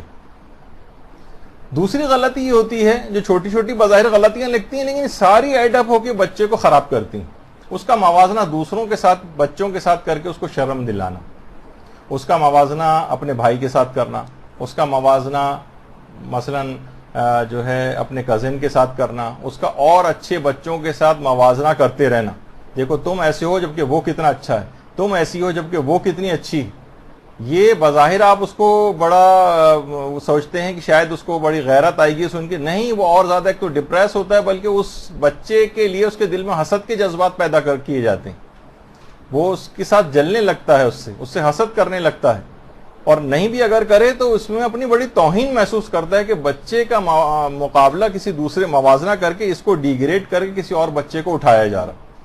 یہ اپنے بچوں کے درمیان بھی اس طرح کا تفاوت اور فرق نہیں کرنا چاہیے, اور دیگر خاندان کے بچوں یا اور اچھے بچوں سے اس کا مقابلہ اور موازنہ نہیں کرنا چاہیے. یہ غلطی جو چیک لسٹ آپ کو بتا رہے ہیں اس کے اندر ایک یہ ہے کہ یہ گھر میں لڑائی جھگڑا بالکل نہیں ہونا چاہیے, ورنہ کوئی سارا تربیتی عمل بیکار ہوگا. اس کا موازنہ دیگر بچوں سے نہیں کرنا چاہیے. تیسری غلطی یہ ہوتی ہے عام طور پہ والدین بڑے جلدی اس کے سامنے ہار مان کے بیٹھ جاتے ہیں. مثلا ہمیں پتا ہے کہ یہ غلطی بار بار ضد کر رہا ہے, یعنی چاہے ہم شروع میں انکار کرتے رہیں لیکن بالآخر اس کی بات کو مان جاتے ہیں. یہ ایک بہت بڑی غلطی ہے. یعنی بہت ساری چیزیں ایسی ہیں جس کو آپ کو آخر تک نہیں ماننا ہے. بچے کو کلیئر کٹ یہ میسج دینا ہے کہ نہیں, یہ بات تمہاری اتنی خراب ہے کہ یہ بات مانی نہیں جا سکتی, ایک آدھ دفعہ بھی نہیں مانی جا سکتی. جیسے بہت سے لوگ پوچھتے ہیں ایک آدھ دفعہ اس کو سینما بہت ضد کر رہا ہے, اس کی پوری کلاس جا رہی ہے, ایک بار جانے دیں پھر آئندہ نہیں جانے دیں گے. نہیں, ایک دفعہ بھی اگر اس طرح سے چلا گیا تو یہ ایک مثال سیٹ ہو جائے گی. آپ کو واضح بتا دینا ہے کہ نہیں, یہ فلاں چیز نہیں ہو سکتی. ایک صاحب مجھے بتا رہے تھے کہ ان کی بچی شاید چھوٹی تھی, اسکول میں پڑھتی تھی, اس کی کوئی برتھ ڈے تھی اس کی کسی فرینڈ کی, تو اس کو چھوڑنے جا رہے تھے. تو رستے میں بچی نے کہا کہ یہ میں نا وہاں جاتے ہی یہ اسکارف وغیرہ اتار دوں گی, جبکہ اس گھر میں سب نابالغ بچے تھے. وہ صاحب کہتے ہیں کہ میں نے فوراً گاڑی گھمائی واپس, اور کہا کہ کسی صورت تمہیں اب اس میں نہیں جانے دوں گا. بچی کو ایک ایسا کلیئر کٹ میسج ملا کہ نہیں، بے پردگی تو باپ کو برداشت ہی نہیں. سوچے بچہ کسی جگہ گفٹ پیک کروا کے تیار ہو کر جا رہا ہو اور کتنا زیادہ اس کے اوپر اثر ہوگا، باپ بھی کتنا زیادہ دل محسوس کرے گا کہ بھائی یہ بچہ جو ہے اس موقع پر کیسا اس کے ساتھ میں نے ظلم کر دیا. لیکن ایک ایسا ٹرینڈ سیٹ ہو جائے گا، یعنی اس کو بچے کو پتہ چل جائے گا کہ یہ بات برداشت نہیں ہے، اور بالکل کلیئر کٹ اسے میسج مل گیا. نہ وہ آئندہ ایسی فرمائش آپ سے کرے گا، اور بعد میں آپ اس کو جتنی جائز خواہشات ہیں وہ اس کی تمام پوری کریں، تو بچہ خود سمجھ جائے گا کہ نہیں، یہ تو بالکل لائن آپ نے کھینچی ہوئی، ڈرا کی ہوئی ہے، اس سے آگے بڑھنے کی اجازت نہیں. لیکن ذرا سا وہ ضد کرے اور فوراً اس کے سامنے ہتھیار، بالآخر ہتھیار ڈال دیں، شروع میں کچھ ریزسٹنس کریں لیکن آخر میں مان جائیں، تو بچہ سمجھ جائے گا کہ آپ سے ہمیشہ اپنی باتیں، ہر غلط بات منوائی جا سکتی. یہ چھوٹی چھوٹی باتیں ہیں لیکن یہ چیزیں بڑی کاؤنٹ کرتی ہیں. اکثر و بیشتر بدتمیزیوں اور شرارتوں پر اس کی پٹائی لگانا، یہ عام طور پر گھروں میں ہوتا ہے، اور یہی وجہ ہے کہ بچے بالکل جسے کہا جاتا ہے نا مار پروف جو ہیں ہوتے جا رہے ہیں. کچھ بھی مار لیں، کچھ بھی کر لیں، وہ نہ ان کے اوپر اثر نہیں ہوتا. اس کی وجہ یہی بنتی ہے کہ بار بار اس طرح سے معمولی شرارتوں پر مار لگا دینا باپ کا. باقاعدہ خاتون نے مجھے خود فون کر کے کہا کہ میرا شوہر میرے بچوں کو جو 16، 17 یا 18 سال کی عمر کا لڑکا ہے اسے اتنا مارتا ہے کہ کچھ حد نہیں. تو اب خود بتائیے کہ یہ بچہ کتنے، ابھی جب ہم آگے چل کے کچھ سزاؤں کا ذکر کریں گے کہ بچوں کو کون سی سزائیں دی جا سکتی ہیں جو جائز ہیں یا کہ اس میں کیا خیال رکھنا چاہیے، تو یہ بات یاد رکھ لیجیے کہ پٹائی وغیرہ لگانے سے آج تک کبھی میں نے اپنی زندگی میں کسی بھی بچے کی اصلاح ہوتے نہیں دیکھی. کوئی فائدہ ہی نہیں ہے اس کا. شریعت کے اندر بھی جب بھی جو پٹائی وغیرہ کے کچھ مسائل بیان ہوں گے تو اس کے اندر آپ ہنسیں گے کہ بھئی ایسی پٹائی سے تو بہتر ہے کہ وہ جو تھا نا کہ جو واقعہ بھی ملتا ہے کہ کسی صاحب ایمان نے ایک دفعہ اپنی بیوی کی نظر کر لی کہ اس نے فلاں غلطی کی تو اس کی اپنی بیوی کو سزا دوں گا. تو اللہ نے کہا کہ ٹھیک ہے، اسے دھوپ میں کھڑا کرو، یا مثلا یہ کہ وہ ایک معمولی سے جو وہ ہوتی ہے درخت کی کوئی چیز یا چھال، اس سے جو ہے اپنی بیوی کو مارے. آپ نے یہ کہا تھا نا کہ فلاں سے پٹائی لگاؤں گا تو اس طرح سے اپنی نظر پوری. تو اتنی ہلکی پھلکی طریقے سے نہیں، شریعت نے اس کو کہا کہ دیت واجب نہیں ہونی چاہیے. ذرا سی بھی دیت، اگر ذرا سا اس کی کھال کا رنگ بھی اگر سرخ ہوا تو آپ کے اوپر دیت واجب ہو جائے گی. تو لوگ کہیں گے بھائی ایسے پھر مارنے کا کیا فائدہ، اتنے ہلکے ہلکے ماریں گے تو اس کا کوئی فائدہ ہی ہوتے نظر نہیں آئے گا. تو بہرحال کبھی پٹائی سے کبھی کوئی فائدہ نہیں ہے بچے کی. عام طور پر اگر بچوں کے باپ یا بچوں کی مائیں بھی اس طرح سے مار رہی ہیں تو یقین کیجئے کہ بچہ وقتی طور پر ہو سکتا ہے کہ تھوڑی دیر کے لیے اس چیز سے رک جائے، لیکن اس کے اتنے نتائج خطرناک ہیں جو ہم آگے چل کر گفتگو میں آنے والے ہیں کہ جس سے بچے کے اندر بہت، یعنی آپ نے 2 منٹ کی یا 5 منٹ کی مار کے بعد ساری زندگی کے لیے بچے کے اندر ایک نفسیاتی مرض پیدا کر دیا. تو کوئی فائدہ نہیں ہے اس کا. دوسرے طریقہ کار اختیار کریں اس کو سدھارنے کے. تو اس طرح سے مارنا بچے کو بہت برے اثرات لے کر آتا ہے.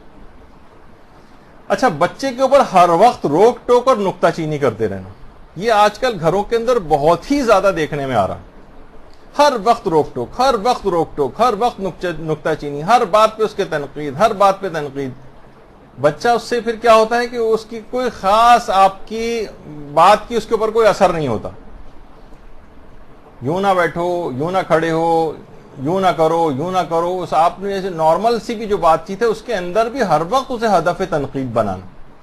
اس سے نتیجہ کیا ہوگا، وہ بالکل وہ امیون ہو جائے گا اس چیز سے، اور پھر کوئی اس کے اوپر کوئی مسئلہ ہی نہیں ہوگا. وہ آپ جتنا بھی لاکھ کہتے رہیں، آپ ادھر سے سن کے دوسرے کان سے جو ہے وہ نکال دے گا. تو یہ کیا ہوگا کہ گویا آپ نے خود اس کو سرکش بنایا.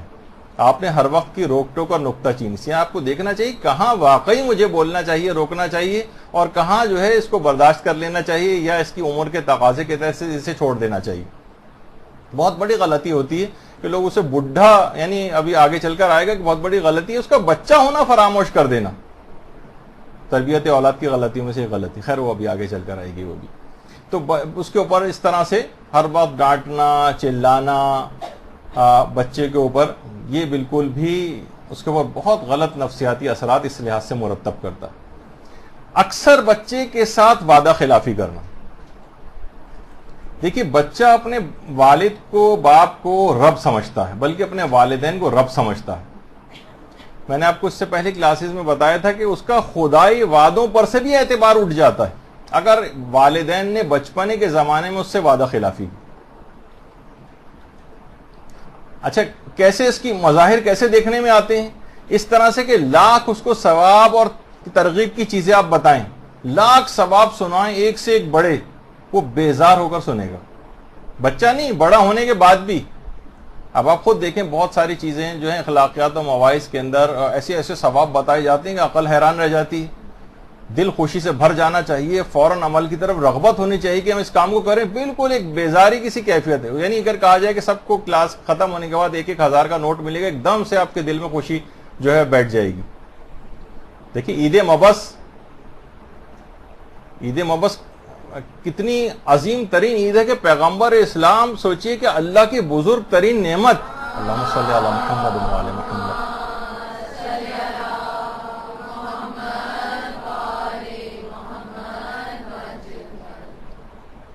آیت اللہ جواد ملکی تبریزی فرماتے ہیں کہ اتنی اس نعمت کی ناقدری کہ یہ عید مبعث کا دن اتنا زیادہ عظمت کا حامل دن ہے، لیکن لوگوں کے دل میں اتنی بھی نعمت نہیں جتنی عام ایک دنیاوی قدر و قیمت کی ہوتی۔ میں نے وہی کہا نا، جیسے 1000 کا نوٹ ملنے کی جو آپ کو خوشی ہوگی، اس سے کہیں کمتر خوشی عید مبعث کی محسوس ہو رہی ہے ہمیں۔ اس کا مطلب انہوں نے کہا کہ نفس اتنا ذلیل اور پست ہو چکا ہے کہ پیغمبر کی بعثت کی بھی اس کو کوئی خوشی نہیں، ایک حیوانیت کی روح جو ہے وہ اختیار کر چکی ہے۔ تو لاکھ ثواب سنائے کوئی اس کے اوپر اثر ہی مرتب نہیں ہوتا، یہ اس وجہ سے کہ اس کا خدائی وعدوں پر سے بھی اعتبار اٹھ گیا، والدین نے اس سے اتنی دفعہ وعدہ خلافی کی کیونکہ اس کا خدائی وعدوں پر سے اعتبار اٹھ گیا۔ اس کے مقابلے میں گناہ جو کر رہا ہوتا ہے اس میں جتنی نذیریں اور جتنی اس کو ڈرانے والی چیزیں، آیات اور یہ عذاب دیا جائے گا، اس کو سن کر بھی کوئی اثر نہیں۔ یہ جو وعید، وعدہ اور وعید جو دونوں چیزیں ہیں، ڈرانا اور جنت کی طرف جو اس کی رغبت ہے، ان دونوں پر سے اس کا اعتبار اٹھ گیا، اور اس کے جو قصوروار ہیں وہ والدین ہیں کہ انہوں نے اصل میں بچپنے کے زمانے میں اس کو صحیح طور پر اس کے ساتھ مختلف اوقات میں وعدہ خلافیاں کی ہیں، جس کی وجہ سے بچے کے اندر یہ چیز ہوئی۔ یہی وجہ ہے خود اتنی وعدہ خلافیاں کی ہیں کہ اب یہ بچہ بڑا ہونے کے بعد دعائے عہد بھی چاہے یہ روزانہ پڑھے تب بھی روزانہ اپنے امام سے وعدہ خلافیاں کرے گا، عہد شکنیاں روزانہ کرے گا، چاہے روزانہ رٹے رٹائے طریقے سے دعا عہد بھی کیوں نہ پڑھ رہا ہو۔ تو یہ والدین نے اس طرح سے کیا ہے۔ وہ کتنا مشہور واقعہ پیغمبر کا کہ ایک شخص نے آ کے کہا پیغمبر سے کہ آپ یہاں پر ٹھہریے، پیغمبر نے کہا ٹھیک ہے میں انتظار کرتا ہوں یہاں تک کہ تم آ جاؤ۔ وہ شخص گیا اور بھول گیا، 3 دن بعد آیا تو دیکھا کہ پیغمبر وہیں پر کھڑے ہوئے تھے۔ کہا شخص تو نے بہت زحمت میں ڈالا ہے، لیکن کیونکہ تجھ سے وعدہ کر لیا تھا اس لحاظ سے یہاں سے نہیں گیا، تو نہیں آتا تو میں قیامت تک یہیں پر کھڑا رہتا۔ تو اس سے آپ اندازہ لگائیں کہ پیغمبر ایفاء عہد کے کتنے پابند تھے۔ تو اولاد کے سلسلے میں بھی اس کی بہت زیادہ تاکید۔ ایک اور بہت بڑی غلطی کہ بچے کو بچپن ہی سے کم عمری سے ہی موبائل فون اور کیبل اور ڈش اور انٹرنیٹ مہیا کر دی، ہو گئے مہیا، اس کا بچپن پورا تباہ ہو گیا اور اس کی معصومیت پوری تباہ ہو گئی، اس کا وقت کتنا ضائع اس کے اوپر ہو رہا ہے۔ اور شروع سے اگر والدین اس مسئلے کو کنٹرول کر لیں، ایک خاص ایج تک تو یہ چیزیں بھی نہ دیں، موبائل فون دینا ہی ہے تو کم سے کم اسمارٹ فونز ٹائپ کی چیز نہ دیں، دے دیجئے وہ جو عام طور پہ جو شاید میرے پاس ہوتا ہے وہ آپ دے دیجئے، اس کو سوائے اس میں صرف کال کرنے کے اور میسج کے علاوہ کوئی چیز نہیں ہوگی مثلا۔ تو یعنی ابتداً پھر جب ذرا آپ نے دماغ بنا دیا، اس کی تربیت کرتے گئے، پھر جب مرحلہ کوئی آئے گا تو اچھی طرف بھی اچھا فون بھی دلوا سکتے ہیں اس کو، لیکن بہت کم عمری سے ہی یہ تمام چیزیں فریلی اس کو دے دینا، اور پھر اس کے بعد جب وہ خرابیوں کے اندر مبتلا ہو جائے اور پھر اس کے بعد جھپٹا مار کے آپ چھینے تو یقین کیجئے اس سے بڑا نقصان ہوتا ہے۔ پھر آگے چل کر یہ بات بھی آئے گی کہ بچہ پھر آلٹرنیٹ ذرائع اختیار کرتا ہے، پھر وہ آپ کے علم میں بھی نہیں لاتا، وہ ایک نئی جنریشن کا ہے، وہ آپ سے زیادہ ٹیکنالوجی کو سمجھتا ہے، آپ کتنی بھی چیزیں لگائیں وہ آپ سے زیادہ آگے بڑھ کر چیزوں کو جان رہا ہوتا ہے، تو اس سے کا پھر بعد میں کوئی فائدہ نہیں ہوتا۔ اس کو صحیح ٹائم کے اوپر ہی بچے کو ان تمام چیزوں کو دینا چاہیے، اس سے پہلے اگر ہو۔ خاص طور پر میں ایک چیز کہتا ہوں، عام طور پر جیسے ٹی وی ہے، سارے گھر والے اگر دیکھنا ہے تو بیٹھ کے ایک جگہ پر دیکھیں اور کسی کونے خدرے میں کسی ایکٹیویٹی کی اجازت نہ ہو۔ مثلا ایک اور کمرے میں ٹی وی رکھا ہو، بچہ وہاں اکیلا جا کے کمرے میں ٹی وی دیکھ رہا ہے۔ ایک تو یہ کہ مختلف چینلز ہیں وہ جو آپ کے خیال میں کچھ ایسے چینلز ہیں جو کوئی بچے کے اخلاق کو خراب کرتے ہیں، وہ سب آپ فلٹر کر کے آپ نکالیں، انہیں بلاک کریں، اس میں کوئی چائلڈ لاک لگائیں، کوئی بھی اس طرح کی چیز کریں۔ فیملی فلٹرز ہوتے ہیں وہ اس کے اندر ڈلوائیں کہ کوئی غلط سائٹس پہ بچہ نہ جائے. جو ہے پیرنٹل جو ایک چیکنگ کی مختلف جو چیزیں ہیں سافٹ ویئرس ہیں وہ اس کے اندر ڈلوائیں کچھ نہ کچھ. یعنی جب آپ اس قسم کے گیجٹس ان کو پرووائڈ کر رہے ہیں اور اس کو بچانے کا آپ نے کوئی انتظام نہیں رکھا ہے اور پھر توقع کریں کہ بہت باکمال مومن وہ بن جائے, یعنی پانی میں دھکا دے رہے ہیں تالاب کے اندر, اس کے بعد کہیں گے خبردار گیلے نہ ہونا, یعنی یہ اس قسم کی باتیں ایسی ہیں کہ جس کا کوئی فائدہ نہیں. یعنی ان کو اب ظاہر ہے کہ مجھے خود پتا ہے کہ یہ میری باتیں کوئی زیادہ اثر کرنے والی نہیں ہوں گی کیونکہ معاملات بہت آؤٹ آف کنٹرول ہو چکے ہیں, لیکن اصلاً اس میں اندر ہے یہ غلطی والدین کر چکے ہیں جس کی وجہ سے ایسا ہوا ہے. میں ایسے رشتہ دار کو بھی جانتا ہوں اپنے کہ جنہوں نے ٹی وی کو بالکل ختم ہی کر دیا گھر سے, اور بچوں کو شروع سے عادت ہی نہیں رکھی. بچے ہو سکتا ہے ادھر ادھر تھوڑا بہت کہیں جا کے ہو سکتا ہے دیکھ لیتے ہوں, لیکن انہوں نے عادت ہی نہیں اس کی ڈالی. ٹی وی گھر میں ہے ہی نہیں. خود جیسے کہ مولانا علی مرتضیٰ ذیلی صاحب کہتے ہیں کہ لوگ مثلا یہ کہتے ہیں کہ بھائی بچوں کو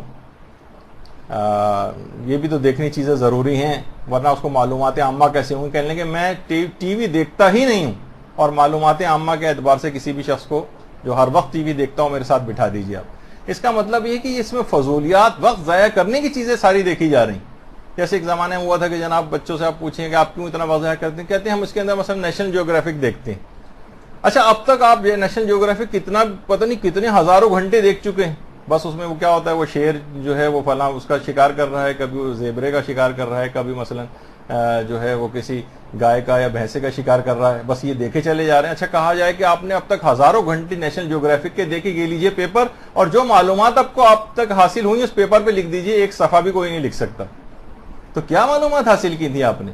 یعنی اس کے اندر فضولیات اور یہ چیزیں ضائع ہیں. تو بچوں کو بھی دماغ میں ڈالنا چاہیے, خاص طور پہ جو ڈرامے دیکھے جاتے ہیں. یقین کیجئے کہ فینٹیسی آپ خود دیکھیں کس طرح سے شوٹنگز ہوتی ہیں, لوگ اوپر رٹ رہے ہوتے ہیں, آپ بہت انوالو ہو رہی ہیں. اچھا اس نے اس کو طلاق دے دیا, اب اس میں کیا ہوگا؟ بھائی وہ ساری چیزیں لکھی ہوئی ہیں کس فینٹیسی میں؟ یہ کون سی خیالی دنیا کے اندر آپ جو ہیں جو اس کے اندر وقت ضائع کر رہی ہیں. تو بچہ بھی اسی خیالی دنیا کے اندر چلا جاتا ہے, اور یہ سب ایک فالس ایک ایسی لائف اس کی بن گئی ہے. بس ہر شخص ہاتھوں کے اندر جو اسمارٹ فون لے کے چار گھر میں بیٹھے ہوں تو چار الگ الگ سمتوں میں چیزیں لے کر بیٹھے ہوں, اور فضولیات کھیل اس کے اوپر جو ہے وہ ہو رہی ہیں. دیکھیں غلطی ہے تو غلطی ہے اپنی جگہ. تو بچوں کے ساتھ شروع سے اس کے پاس والدین کے ساتھ انٹریکشن کا ٹائم کم ہے, اس کا بہن بھائیوں کا آپس میں انٹریکشن کا ٹائم کم ہو گیا ہے. سب لوگ اپنی اپنی دنیاؤں کے اندر مگن ہو گئے ہیں, اور ایک دوسرے سے فاصلے بھی بڑھتے جائیں گے, اور وہ ایک دوسرے کے اوپر انحصار نہیں کریں گے. انہوں نے اپنے الگ فرینڈس, ایک الگ دنیا ایک بسا لی اس کے اوپر. تو اس کو جو قابو سے باہر ہو گئے بچے, ان کے لیے تو ہم اگلی جو کلاس ہماری اگلی لاسٹ کلاس ہوگی انشاءاللہ اس پر, اس کے اندر ہم جو بگڑے ہوئے بچے ہیں ان کے متعلق بتائیں گے کہ اب ان کا کیا حل کیا جائے جو ہو گیا ہے ایسا. لیکن جو ابھی نہیں ہوا, جن کو آگے بچے ابھی پیدا ہوں گے یا جن کے بچے بھی چھوٹے ہیں ان کو کنٹرول کرنا ہے, ان کے لیے باتیں جاننی بہت ضروری ہیں کہ ان سے دور کریں آپ. دیکھیے ہو سکتا ہے کہ بچہ تھوڑا بہت لگے گا آپ کو کہیں کہیں اور بچوں سے بیکورڈ نہ ہو جائے دنیاوی اعتبار سے, رقیہ نوسی, لیکن کچھ نہیں ایسا ہوگا. جیسے ہم نے بتایا تھا نا ایک دفعہ پہلے بھی, ہمارے استاد محترم کا یہ جملہ بار بار یاد آتا ہے. کہتے ہیں دیکھیے حضرت یوسف نے گناہ کے اوپر لبیک نہیں کہا اور قید خانہ قبول کر لی. کہا قید خانہ مجھے زیادہ اس بات سے پسند ہے جس گناہ کی طرف یہ عورتیں بلا رہی ہیں جس کی نسبت. تو انہوں نے کہا کہ دیکھیے 14 سال حضرت یوسف قید رہے ہیں اور روزانہ کوڑے مارے جاتے تھے 14 سال میں. تو 14 سال جب آدمی قید میں رہتا ہے تو دنیاوی اعتبار سے سوچیے کتنا بیکورڈ ہو جاتا ہے. زمانہ 14 سال آگے نکل کے وہ قید خانے کے اندر, لیکن اس کے بعد کتنا عروج حضرت یوسف کو دنیاوی اعتبار سے بھی ملا. تو یہ صرف آپ کا سوچنے والی بات ہے. اگر بچہ بظاہر لگے گا آپ کو, جیسے کہا جائے کہ مرتضیٰ ذیلی صاحب آپ کیونکہ ٹی وی نہیں دیکھتے تو آپ کو تو بہت پیچھے ہو جانا چاہیے, تو نہیں, وہ تو ان کی معلومات تو عام افراد سے بھی بہت زیادہ ہیں ان مسائل کے اندر. تو اسی طرح سے یہ بچہ بھی ہرگز بھی آپ کا خیال ہے کہ پیچھے ہو جائے گا, یہ پیچھے نہیں رہ پائے گا. اللہ کی مدد اس کے شامل حال ہوگی اور ان تمام برائیوں سے بچا رہے گا جو کہ اس عمر میں اتنی جلدی اس کو دامنگیر ہو جاتی ہیں.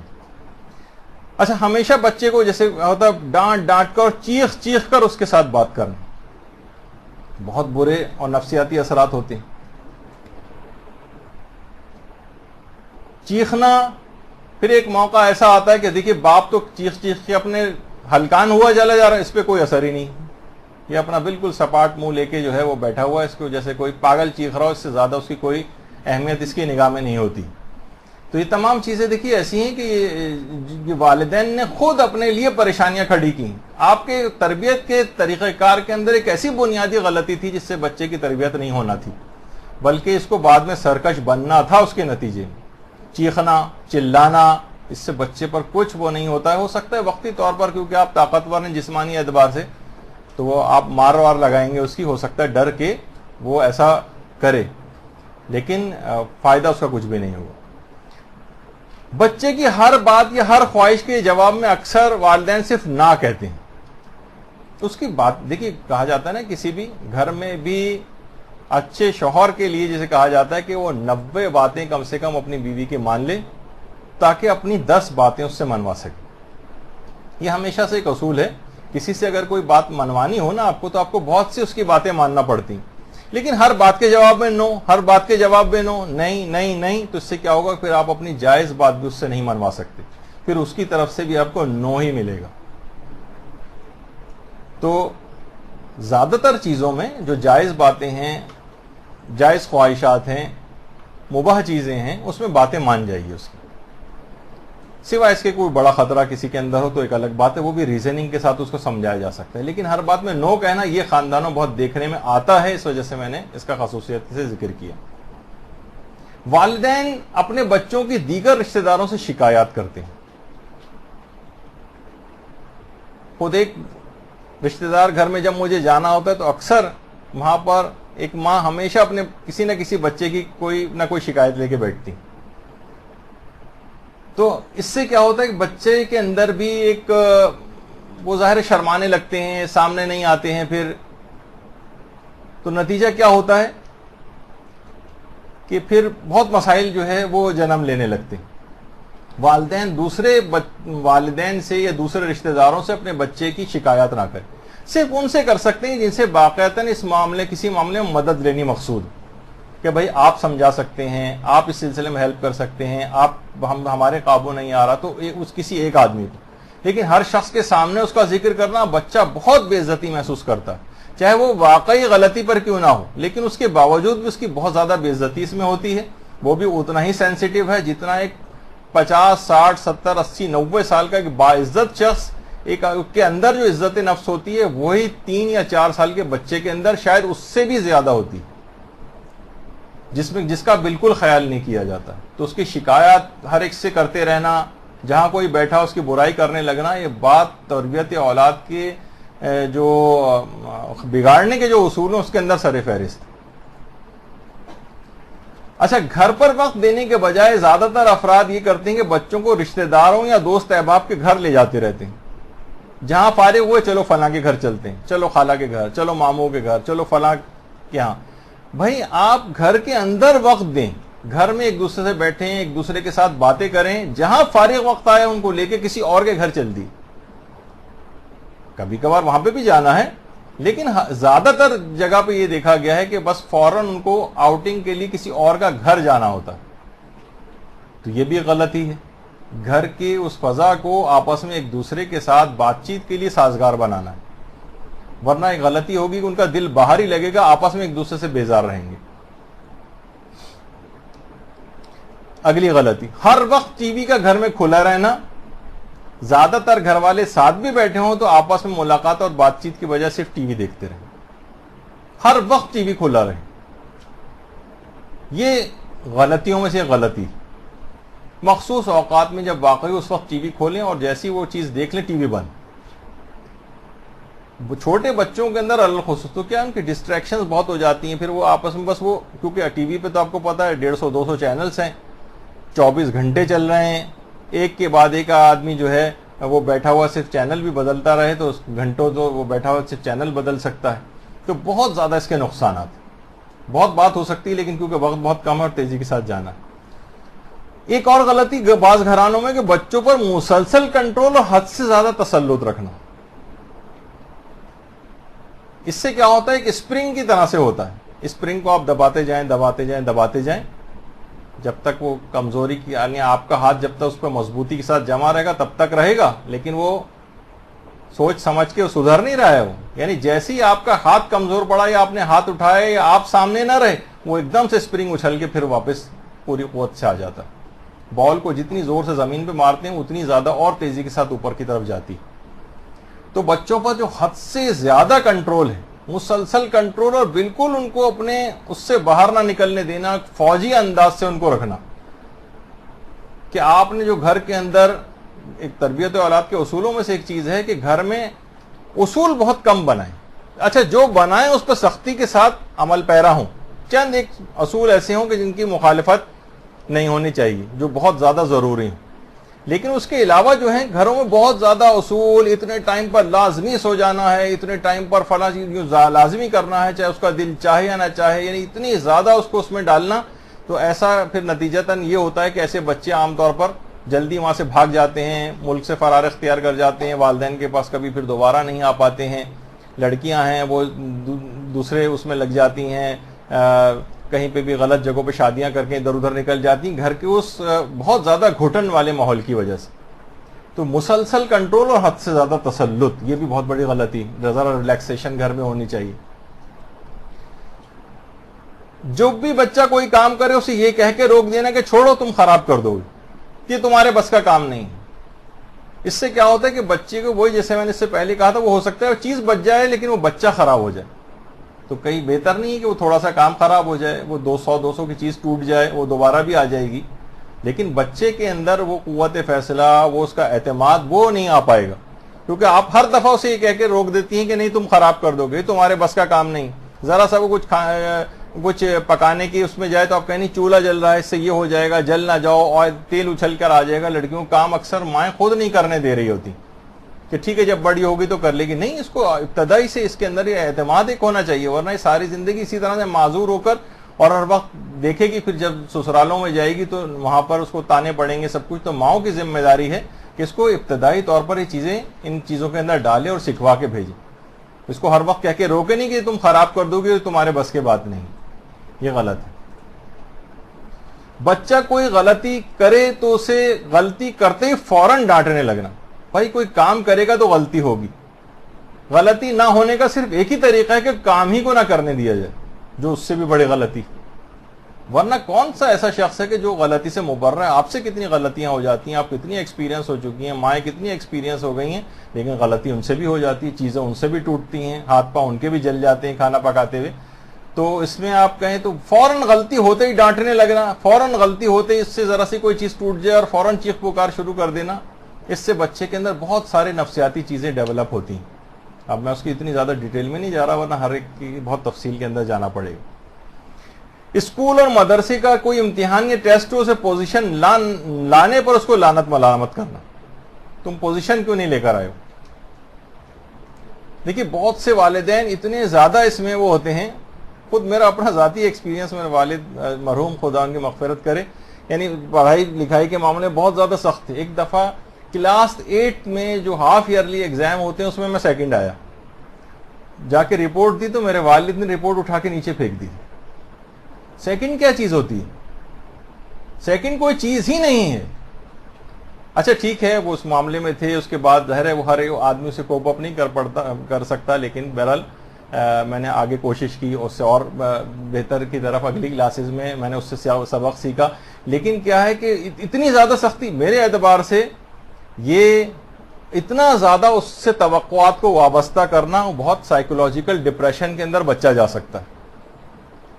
اسکول اور مدرسے کوئی بھی امتحان اور ٹیسٹ, ہر وقت وہ صرف کوئی نہ کوئی پوزیشن لائے, بس اچھا پڑھنا چاہیے اس کو آپ سائیکولوجیکل برڈن میں نہ ڈالیں. اچھا پڑھو, وقت ضائع نہ کرو, اس حد تک ہو, لیکن پوزیشن لے کر آئے, اور اگر وہ پوزیشن متوقع نہ لائے تو اس سے اتنا برا سلوک کیا جائے, یہ نہیں ہونا چاہیے. یہ بہرحال غلطی ہے, ہر اس سے بچہ اس کو برداشت نہیں کر سکے گا اور زیادہ ڈپریشن کی طرف جائے گا. بچوں کو ڈانٹ کر, مار کر, یہ دھمکیاں دے کر اور لالچ دے کر کھانا کھلانا, یہ بہت آج کل دیکھنے میں آتا. ایک خاتون کو تو میں نے خود دیکھا تھا, باقاعدہ وہ کوئی چیز ہاتھ میں مارنے کی لے کر بیٹھتی تھی اور اس طرح سے کھانا کھلاتی تھی. اس طرح کوئی کسی کو کھانا کھلایا جاتا ہے؟ طریقہ کار وہ ہونا چاہیے جو شاید وہ پتہ نہیں راضی بھی ہوں گے یا نہیں. آپ کے سر علیم جو ہیں تو خود ایک دفعہ مجھے بتا رہے تھے کہ کیونکہ ظاہر ڈاکٹر ہیں, نفسیات بھی سمجھتے ہیں بچوں کی, تو کہنے لگے کہ ہم نے اس طرح سے بچوں کو کہ یہ والی چیز نہ ہو. ہم شوہر و بیوی دونوں کھانا کھاتے تھے اور بچوں کو پوچھتے ہی نہیں تھے, بچہ خود ہی آ کے بیٹھ کے کھانا کھانے لگتا تھا. اچھا, اب آپ کیا فوڈ فورسنگ, یعنی جو فوڈ کی طرف سے بچے کو ایک بالکل ریپیل ہوتا ہے نا بچہ, وہ صرف فوڈ فورسنگ کی وجہ سے ہوتا ہے. مثلا آپ کے سامنے کھانے رکھے ہو تو آپ خود کھانے لگتے ہیں. کھانے کے دوران کوئی آپ سے کہے کہ لیجیے نا اور بھی, آپ کہتے ہیں نہیں نہیں نہیں, بس یہ آپ کے اندر بھی یہ چیز ہوتا ہے پوچھنے کے اوپر منع کرنا. تو جتنا فورس کریں گے کسی کو اتنا بچہ جو ہے اس کو اچھی بھی کوئی چیز لگ رہی ہوگی تو نو کرے گا اس کو. تو اس کو ڈانٹ ڈپٹ کر, دھمکیاں دے کر یا لالچ دے دے کر اس کو کھانا کھلانا, اس سے بچے کے اندر بہت مسائل ڈیولپ ہوتے ہیں. بچہ کھانے سے اس کو ایورجن ہونے لگتی ہے, اس کو بیزاری ہونے لگتی ہے. اور یہ فوڈ فورسنگ یہ نہیں ہونا چاہیے, یہ جسمانی اعتبار سے بھی نقصان دہ. بچہ بہت ساری اچھی چیزیں اور ٹیسٹ کو خود اٹھا کے چیز کھا لے گا بچہ, لیکن جہاں آپ اسے مجبور کریں گے, خود میرے اپنے جاننے والے بہت ساری چیزیں میں اس وجہ سے آپ کو بتا رہا ہوں تاکہ یہ وہ میرے ایک دوست ہیں کہ جن کے لیے بھنڈی ایسے ہے کہ جیسے چھپکلی, کہتے ہیں جس طرح چھپکلی, یعنی وہ اتنی زیادہ ان کو جو ہے وہ ناپسند ہے. خود میرے ساتھ ایک اور ہوتے ہیں, وہ کہتے ہیں کہ مجھے یعنی والد صاحب نے بھنڈی سے نفرت دلوائی. والد صاحب جو تھے وہ مار مار کر بھنڈی کھلاتے تھے, بھنڈی کیوں نہیں کھاتا ہے. ظاہر ہے بچے کا آپ سوچئے کہ یہ کیا ہے یہ طریقہ کار. تو یہ سب چیزیں ایسی ہیں جو بچے کی نفسیات اور اس کے اوپر ہوتی ہیں, پھر ساری زندگی کے لیے اس کے ساتھ ایسا ہو جاتا ہے. مثلا یہ چیزیں منتقل بھی ہوتی ہیں. خود ایک دفعہ ایک خاتون, ایک لڑکی نے مجھ سے کہا جس کی شادی میں مشکل ہوتی تھی, اور وہ خود اپنی جب رشتہ آتا تھا ان کو وہ بات بتاتی تھی کہ ایسا نہ ہو کہ بعد میں میرے لیے مشکل ہو. گوشت وہ دھو ہی نہیں سکتی. گوشت دھونا ایسے ہی جیسے ہاتھ میں, جیسے یہ بھی یہی مینڈا کی چھپکلی کسی کی دی جائے کہ اس کو پانی سے آپ دھوئیے. اس نے کہا کہ شادی ہو کے جاؤں گی وہاں پہ مثلا یہ ہوگا, تو پہلے سے میں بتا رہا ہوں میرے ساتھ یہ مسئلہ نفسیاتی طور پر ہو گیا کہ ماں کے اندر ایسا کوئی مسئلہ تھا جس سے بچے کے اندر منتقل ہو. بچے بھی تمام چیزیں سیکھ رہے ہوتے ہیں.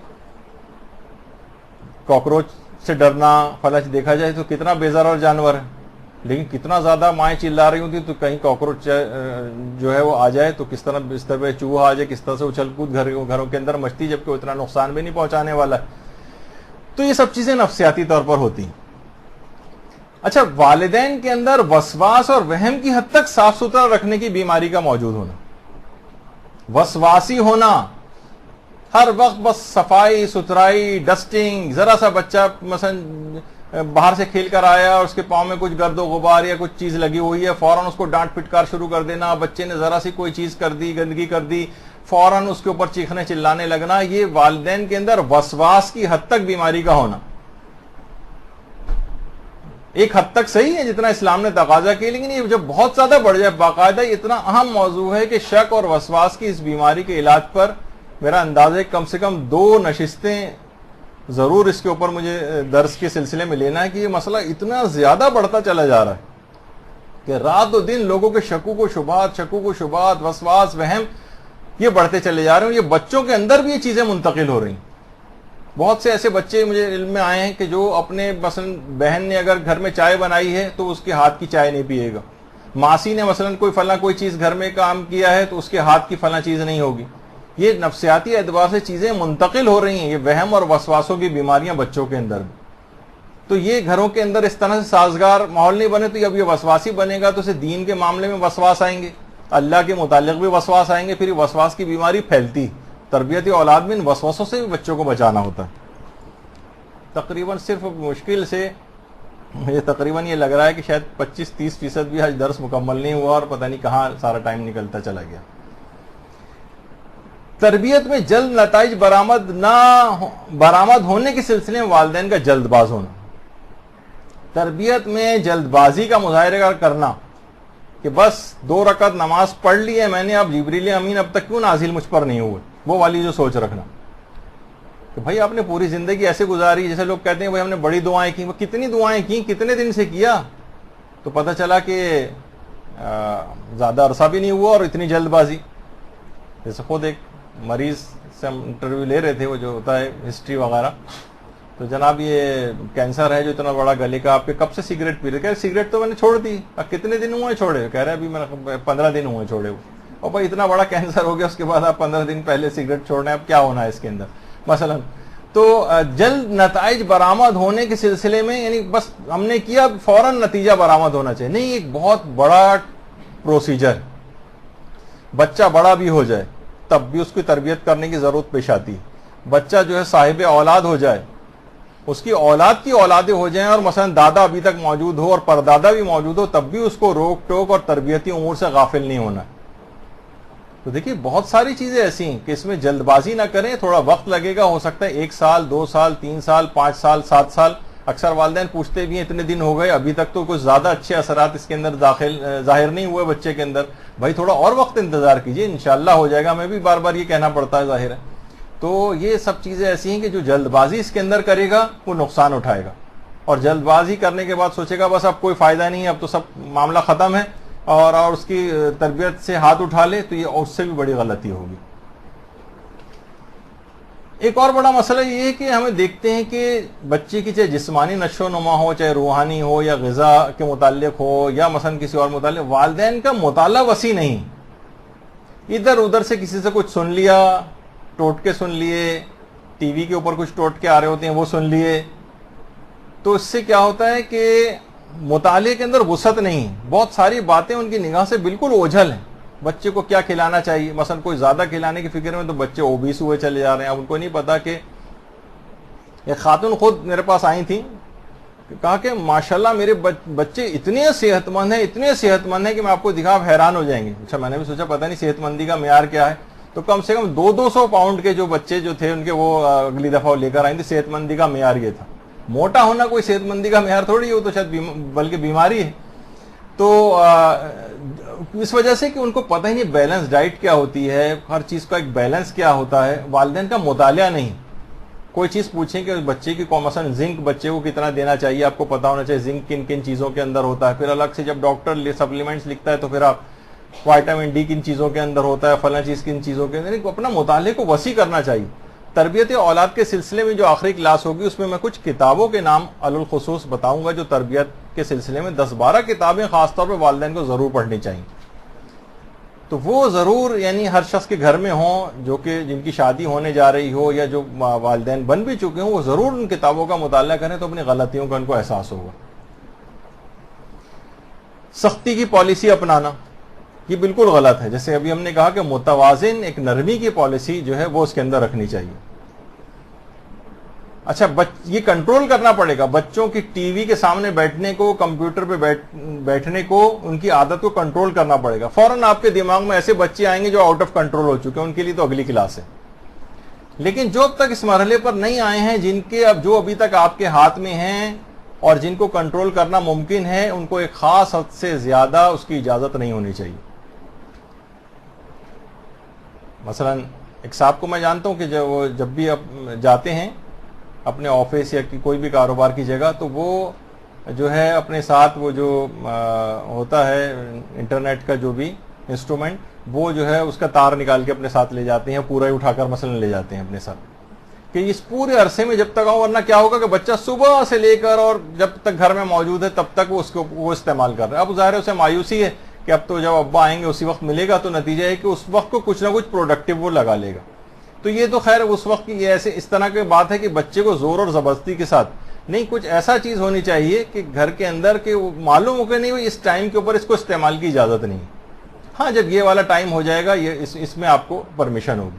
وہ بھی ایسی جگہوں کے اوپر یہ سب چیزیں ہوں جہاں سب لوگ موجود ہوں. کہیں کونوں خدروں میں کوئی ایکٹیویٹی کرنے کی اجازت نہیں دینی چاہیے.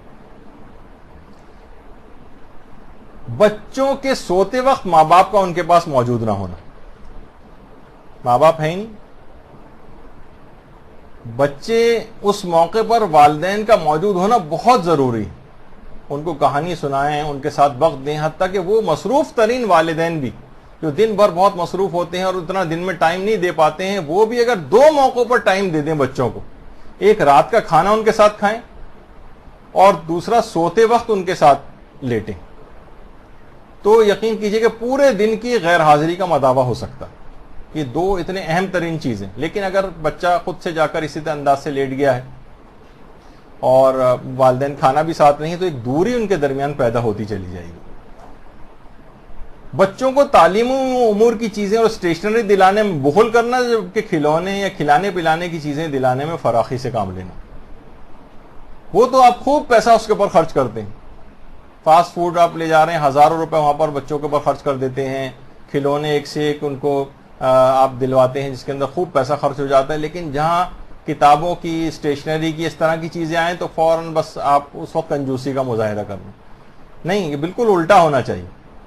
یعنی اس میں فراخی کا مظاہرہ کرنا چاہیے. بچہ جس طرح کی جتنی وہ چیزیں لے کر آئے گا لازمی ان کو استعمال کرنے کے لیے وقت لگائے گا، اور خود بخود اس کا دل چاہنے لگے گا کہ وہ تعلیمی امور یا اسٹیشنری یا کلرنگ کرنے کی کوئی بہت ساری اس طرح کی جو چیزیں ہوتی ہیں وہ خود آپ جا کر دیکھ سکتی ہیں. اور اچھی اچھی دکانیں، آپ تو عام طور پہ شاید وہ چھوٹی موٹی گلی محلے کے اندر جو کھلی ہوتی ہیں جہاں اندر بھی نہیں جا سکتے ہیں، نہیں، ایسی جگہوں پہ جائیں جہاں خود سے جو بڑے اسٹورز ہوں بچوں کو باقاعدہ لے کر جانا چاہیے.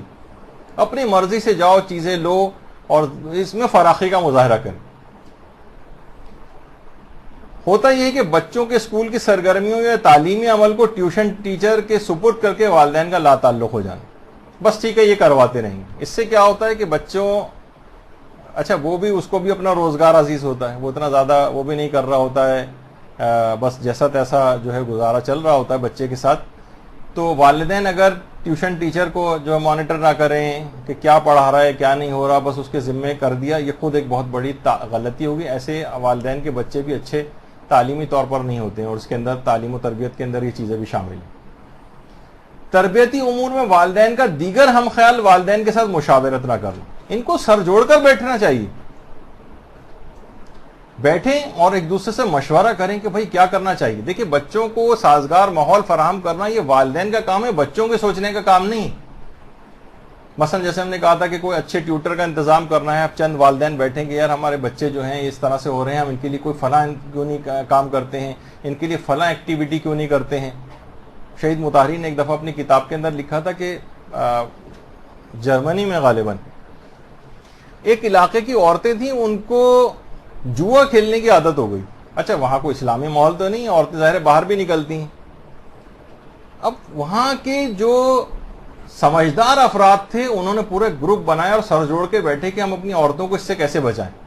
دیکھیے، وہی والا طریقہ کار کہ سمجھدار والدین آپس میں بیٹھیں، مشاورت کریں کہ ہمیں کیا کرنا چاہیے. تو انہوں نے بعد میں طریقہ نکالا کہ یہاں پر مختلف چیزوں کے جو ہے وہ مقابلے کروانے چاہیے. مثلا بیبیز کے جو شوز ہوتے ہیں اور سویٹر سینے کے مقابلے اور پتہ نہیں کیا کیا، اس طرح کی بہت ساری چیزیں جو خواتین سے ریلیٹڈ ہیں، اور وہ کروانی شروع کر دی. آہستہ آہستہ انہوں نے دیکھا کہ خواتین کے وہ اس طرف سے جوئے خانوں کی طرف سے ڈائیورٹ ہونے لگی. اس پروگراموں کو انہوں نے اتنا اچھا منعقد کیا کہ ساری کی ساری اس میں انوالو ہو گئی، یہاں تک کہ جوئے خانوں کی طرف جانا ہی عورتوں نے بند کر دیا. یعنی کیا کیا کہ انہوں نے اگر زور زبردستی کریں کہ نہیں تم لوگ نہیں جاؤ گے تو کیا ہوگا کہ تھوڑی سی سختی ہوگی، گھروں میں لڑائی جھگڑے ہوں گے، سب کچھ، اور فائدہ کچھ بھی نہیں ہوگا. تو انہوں نے ڈائیورٹ کیا ان کے دماغ کو. تو اسی طریقے سے والدین جو ہیں وہ آپس میں سر جوڑ کر بیٹھیں گے، ہم اپنے بچوں کو خراب ہونے سے کیسے بچائیں اور آلٹرنیٹ دلچسپی کی کون سی چیزیں پرووائڈ کریں. آلٹرنیٹ کیا ہو، ان سب چیزوں تو ہٹا رہے ہیں. کمپیوٹر سے مثلا اس کو لمٹ کر رہے ہیں. اچھا، وہ بچہ بھی کہہ رہا ہے کہ پھر میں کیا کروں، اگر آپ نے اتنی دیر کے لیے مثلا مجھ سے آئی پیڈ لے لیا تو میں کیا کروں اس دوران. اس کو یہ سمجھ میں نہیں آ رہا کہ میرا وقت کیسے پاس ہوگا. آپ نے کوئی آلٹرنیٹ چیز اس کو نہیں دی، کوئی آؤٹ لیٹ اس کو ایسا مہیا نہیں کیا جہاں وہ اپنی انرجی کو، اپنی صلاحیت کو. اب یہ تو نہیں بچے سے آپ توقع کر سکتے کہ وہ جو ہے کسی کونے میں بیٹھ کے بس وہ جو ہے وہ چشمہ لگا کے کتاب پڑھتا رہے گا. تو یہ سب چیزیں ہیں جو کہ والدین یہ نہیں نظر آ رہا، ایک دوسرے شکایتیں تو لگا رہے ہوتے ہیں لیکن سیریس بیٹھ کر اس کے لیے کوئی اقدام کرتے نظر نہیں آتے. غصے کی حالت میں تربیتی امور انجام دینا. دیکھیے، غصے کی حالت میں تو کوئی بھی کام کرے گا تو نقصان ہوگا، اور یہ ایک بڑا اہم ہے. جس وقت اس کی کوئی پسندیدہ جائز مصروفیت ہو اسی وقت اس سے کچھ کرنے کے لیے کہنا. میں نے اس سے پہلے کیونکہ یہ بات آ چکی تھی، دوبارہ آج تذکرہ ہو رہا ہے اس کا کہ اس موقع پر اگر آپ نے اس سے کچھ کہا تو یقین کیجئے کہ کوئی اس کا فائدہ دیکھنے میں نہیں آئے گا. اور اگر اس کی پسندیدہ جائز مصروفیت کے وقت آپ نے اس کو کتنی اچھی بات کہنے کے لیے مثلا اس وقت آپ نے اس کو نماز پڑھنے کو کہا، نماز سے اس کو معاذ اللہ جو ہے وہ دوری پیدا ہونے لگے گی، پڑھنے کے لیے کہا اس کو دوری پیدا ہوگی. تو ٹھیک ہے، اس وقت کو گزر جانے دیجیے، وہ مصروفیت جیسی ختم ہو پھر اس کے بعد آپ اس سے کہیں تو وہ فوراً مان لے گا. ورنہ ابھی زور زبردستی کی کہ عین جس وقت وہ دیکھ رہا تھا اپنا پسندیدہ پروگرام اس وقت آپ نے ٹی وی بند کر دیا، عین اسی وقت آپ نے آگے کہا کہ نماز پڑھو. اب جس طریقے سے بھی نماز پڑھے گا وہ، پھر آپ کو پتہ ہے کہ اس میں کیا ہوگا. پھر وہ یہی ہوگا کہ وہ صرف سر کو گیلا کر کے آئے گا اور کہے گا دیکھیے میں نے بال گیلے میں مسا کر کے آیا، جبکہ وہ نہیں کر کے آئے گا وہ. تو بہرحال بچے کی اصلاح سے مایوس ہو جانا یہ خود بہت بڑی غلطی ہے. بہت سارے افراد نہ کہتے ہیں بھائی اب تو ہم نے کہنا سننا چھوڑ دیا ہے، یہ بالکل مانتا نہیں، ہاتھ سے نکل چکا ہے. خاص طور پہ وہ بچے جو ٹین ایج وغیرہ کے اندر چلے جاتے ہیں، جن پہ ہماری اگلی نشست ہوگی. اور اب مجھے بہت امکان اس بات کا لگ رہا ہے، جس کا مجھے خطرہ تھا، وہ یہ کہ اگلی 2 نشستیں ہو جائیں گی. کیونکہ کیا کریں 50% بھی کمپلیٹ نہیں ہوا اور ہیں ساری بڑی اہم چیزیں، کیسے چھوڑ دوں میں ان کو. تو بہرحال اس کے بعد تو پھر موقع نہیں ہوگا، 2 نشستیں ہمارے پاس اب رہ پائیں گی. تربیت کے لیے بچے کا زیادہ بڑا ہونے کا انتظار کرنا، یہ بات یاد رکھ لیجئے کہ بچے کے بڑا ہونے کا انتظار کرنا کہ بڑا ہو کر خود سمجھ جائے گا، جب اس پر پڑے گی شادی کے بعد تو یہ خود سیکھ لے گی. نہیں، یہ غلط طریقہ کار ہے. آپ کو پہلے سے اس کے لیے سلسلے میں اقدام کرنے. اور ابھی آپ دیکھ رہی ہیں کہ شاید اب 1 یا 2 تو ہماری نشستیں اور رہ گئی ہیں جو اصل بڑا ہونے پر ہیں، ورنہ آپ نے دیکھا کہ 8-9 نشستیں تو فقط اس تربیت کے اوپر ہی ہوئی ہیں جو کہ پیدائش سے پہلے اور ماں کے بطن میں جب تھا اور دودھ پلائی کا زمانہ، اور اس کے بعد سمجھے 3-4 سال کی عمر تک ساری تربیتی نشستیں یا گفتگو ہماری اسی کے اوپر خرچ ہو گئیں. اور جو اس کے بعد جب وہ بڑا ہو گیا تو دیکھا جائے تربیت، اب بتانا چاہیے تھا کہ تربیت میں تو 10-20 نشستیں اور ہونی چاہیے تھی. نہیں، اس کے بعد تربیت کا کوئی خاص اتنا زیادہ رول اس طرح کا نہیں رہتا ہے جس طرح اس زمانے میں بس جو تربیت ہو گئی وہ ہو گئی. جیسے کہ آپ کو پہلے بھی کہا تھا 4 یا 5 سال کی عمر میں بچے کی شخصیت مکمل ہو چکی ہے، خاکہ بن چکا ہے، بعد میں تو صرف رنگ ونگ بھرنا ہے اس کے اندر. تو یہ ایک بہت بڑا مسئلہ ہے، اور جس کو بچے کا زیادہ بڑا ہونے کا انتظار کرنا. جتنا چھوٹا بچہ ہے اتنی ہی زیادہ بہترین تربیت. جیسے کہا جاتا ہے نا کہ جو ڈرائیونگ بڑے ہونے کے بعد سیکھتا ہے، مثلا جوان ہونے کے بھی کافی بعد، یا جو 40 سال کی عمر میں جا کے ڈرائیونگ سیکھنے جا رہا ہے، وہ کانفیڈنس نہیں آتا اس میں بنسبت اس کے جو 15-16 سال کی عمر میں جو جتنی بہترین ڈرائیونگ کر رہا ہوتا ہے. وہ آپ نے دیکھا ہے لڑکوں کو کتنی مہارت کے ساتھ ڈرائیونگ کر رہے ہوتے ہیں. تو وہ کبھی بھی نہیں سیکھ پاتے ہیں بوڑھے ہونے کے بعد جو کر رہے ہوتے ہیں، یا ایج اتنی گزرنے کے بعد. تو یہ تربیتی عمل بھی بہت پہلے سے شروع ہو جانا چاہیے تاکہ بہترین ان کی تربیت ہو، اور اس کے بعد پھر آپ بے فکر ہو جائیں. تبھی اس کے بعد پھر زیادہ کچھ نہیں کرنا پڑے گا. رنگ بھرنے میں اتنا زیادہ مسئلہ نہیں ہوتا جتنا پورا خاکہ بنانے میں ہوتا ہے. خاکہ بن چکا ہے، 4-5 سال کی عمر میں کمپلیٹ ہو گئی شخصیت، تو اس موقع کو ہاتھ سے نہیں کھونا ہے. تو بہت ساری باتیں اس کے اندر ابھی اور بھی تھیں، لیکن معذرت کہ میں شاید بیچ میں مثالوں میں ادھر ادھر بہت دور نکل گیا، اس کی وجہ سے وقت جو ہے وہ بہت کم ہمارے پاس بچا. لیکن یہ کہ ایسی کوئی فضول معلومات بھی نہیں تھی، انتہائی اہم ترین چیزیں تھیں. تو وہی جیسے میں نے کہا کہ غلطیوں کا احساس کریں. ابھی یہ غلطیاں بھی مکمل نہیں ہوئیں، ابھی ایک بہت بڑی لسٹ اور بھی آگے باقی ہے. جب وہ انشاءاللہ اگلی نشست اس کو مکمل کر کے، اور پھر اس کے بعد جو بچے بڑے ہو گئے ہیں اور ہاتھوں سے نکل رہے ہیں یا نکل گئے ہیں، ان کے لیے بالآخر کیا طریقہ کار، کیونکہ اس کے اندر مایوس تو ہونا نہیں، تو پھر کیا طریقہ کار اختیار کریں کہ اب جو کہ جن پہ جیسے اکثر والدین کہہ رہے ہیں کہ ہم نے جب ابتدان درس سنے تو 3-4 درس سننے کے بعد ہم نے درس سننا بند کر دی، اتنا ڈپریشن ہوا کہ یہ کچھ بھی ہم نے نہیں کیا ہے. تو اس کا مطلب یہ ہے کہ اب کوئی فائدہ نہیں. اس کے بعد بھی ایسا مرحلہ نہیں ہے. ٹھیک ہے کہ معاملہ کافی آگے بڑھ چکا ہے، لیکن اس کے بعد بھی کچھ طریقہ کار ایسے باقی ہیں جس سے اب بھی ان بچوں کی اصلاح ہو سکتی ہے. وہ انشاءاللہ اگلی نشستوں کا عنوان بنے گا. وصلی اللہ علی محمد وآلہ الطیبین الطاہرین.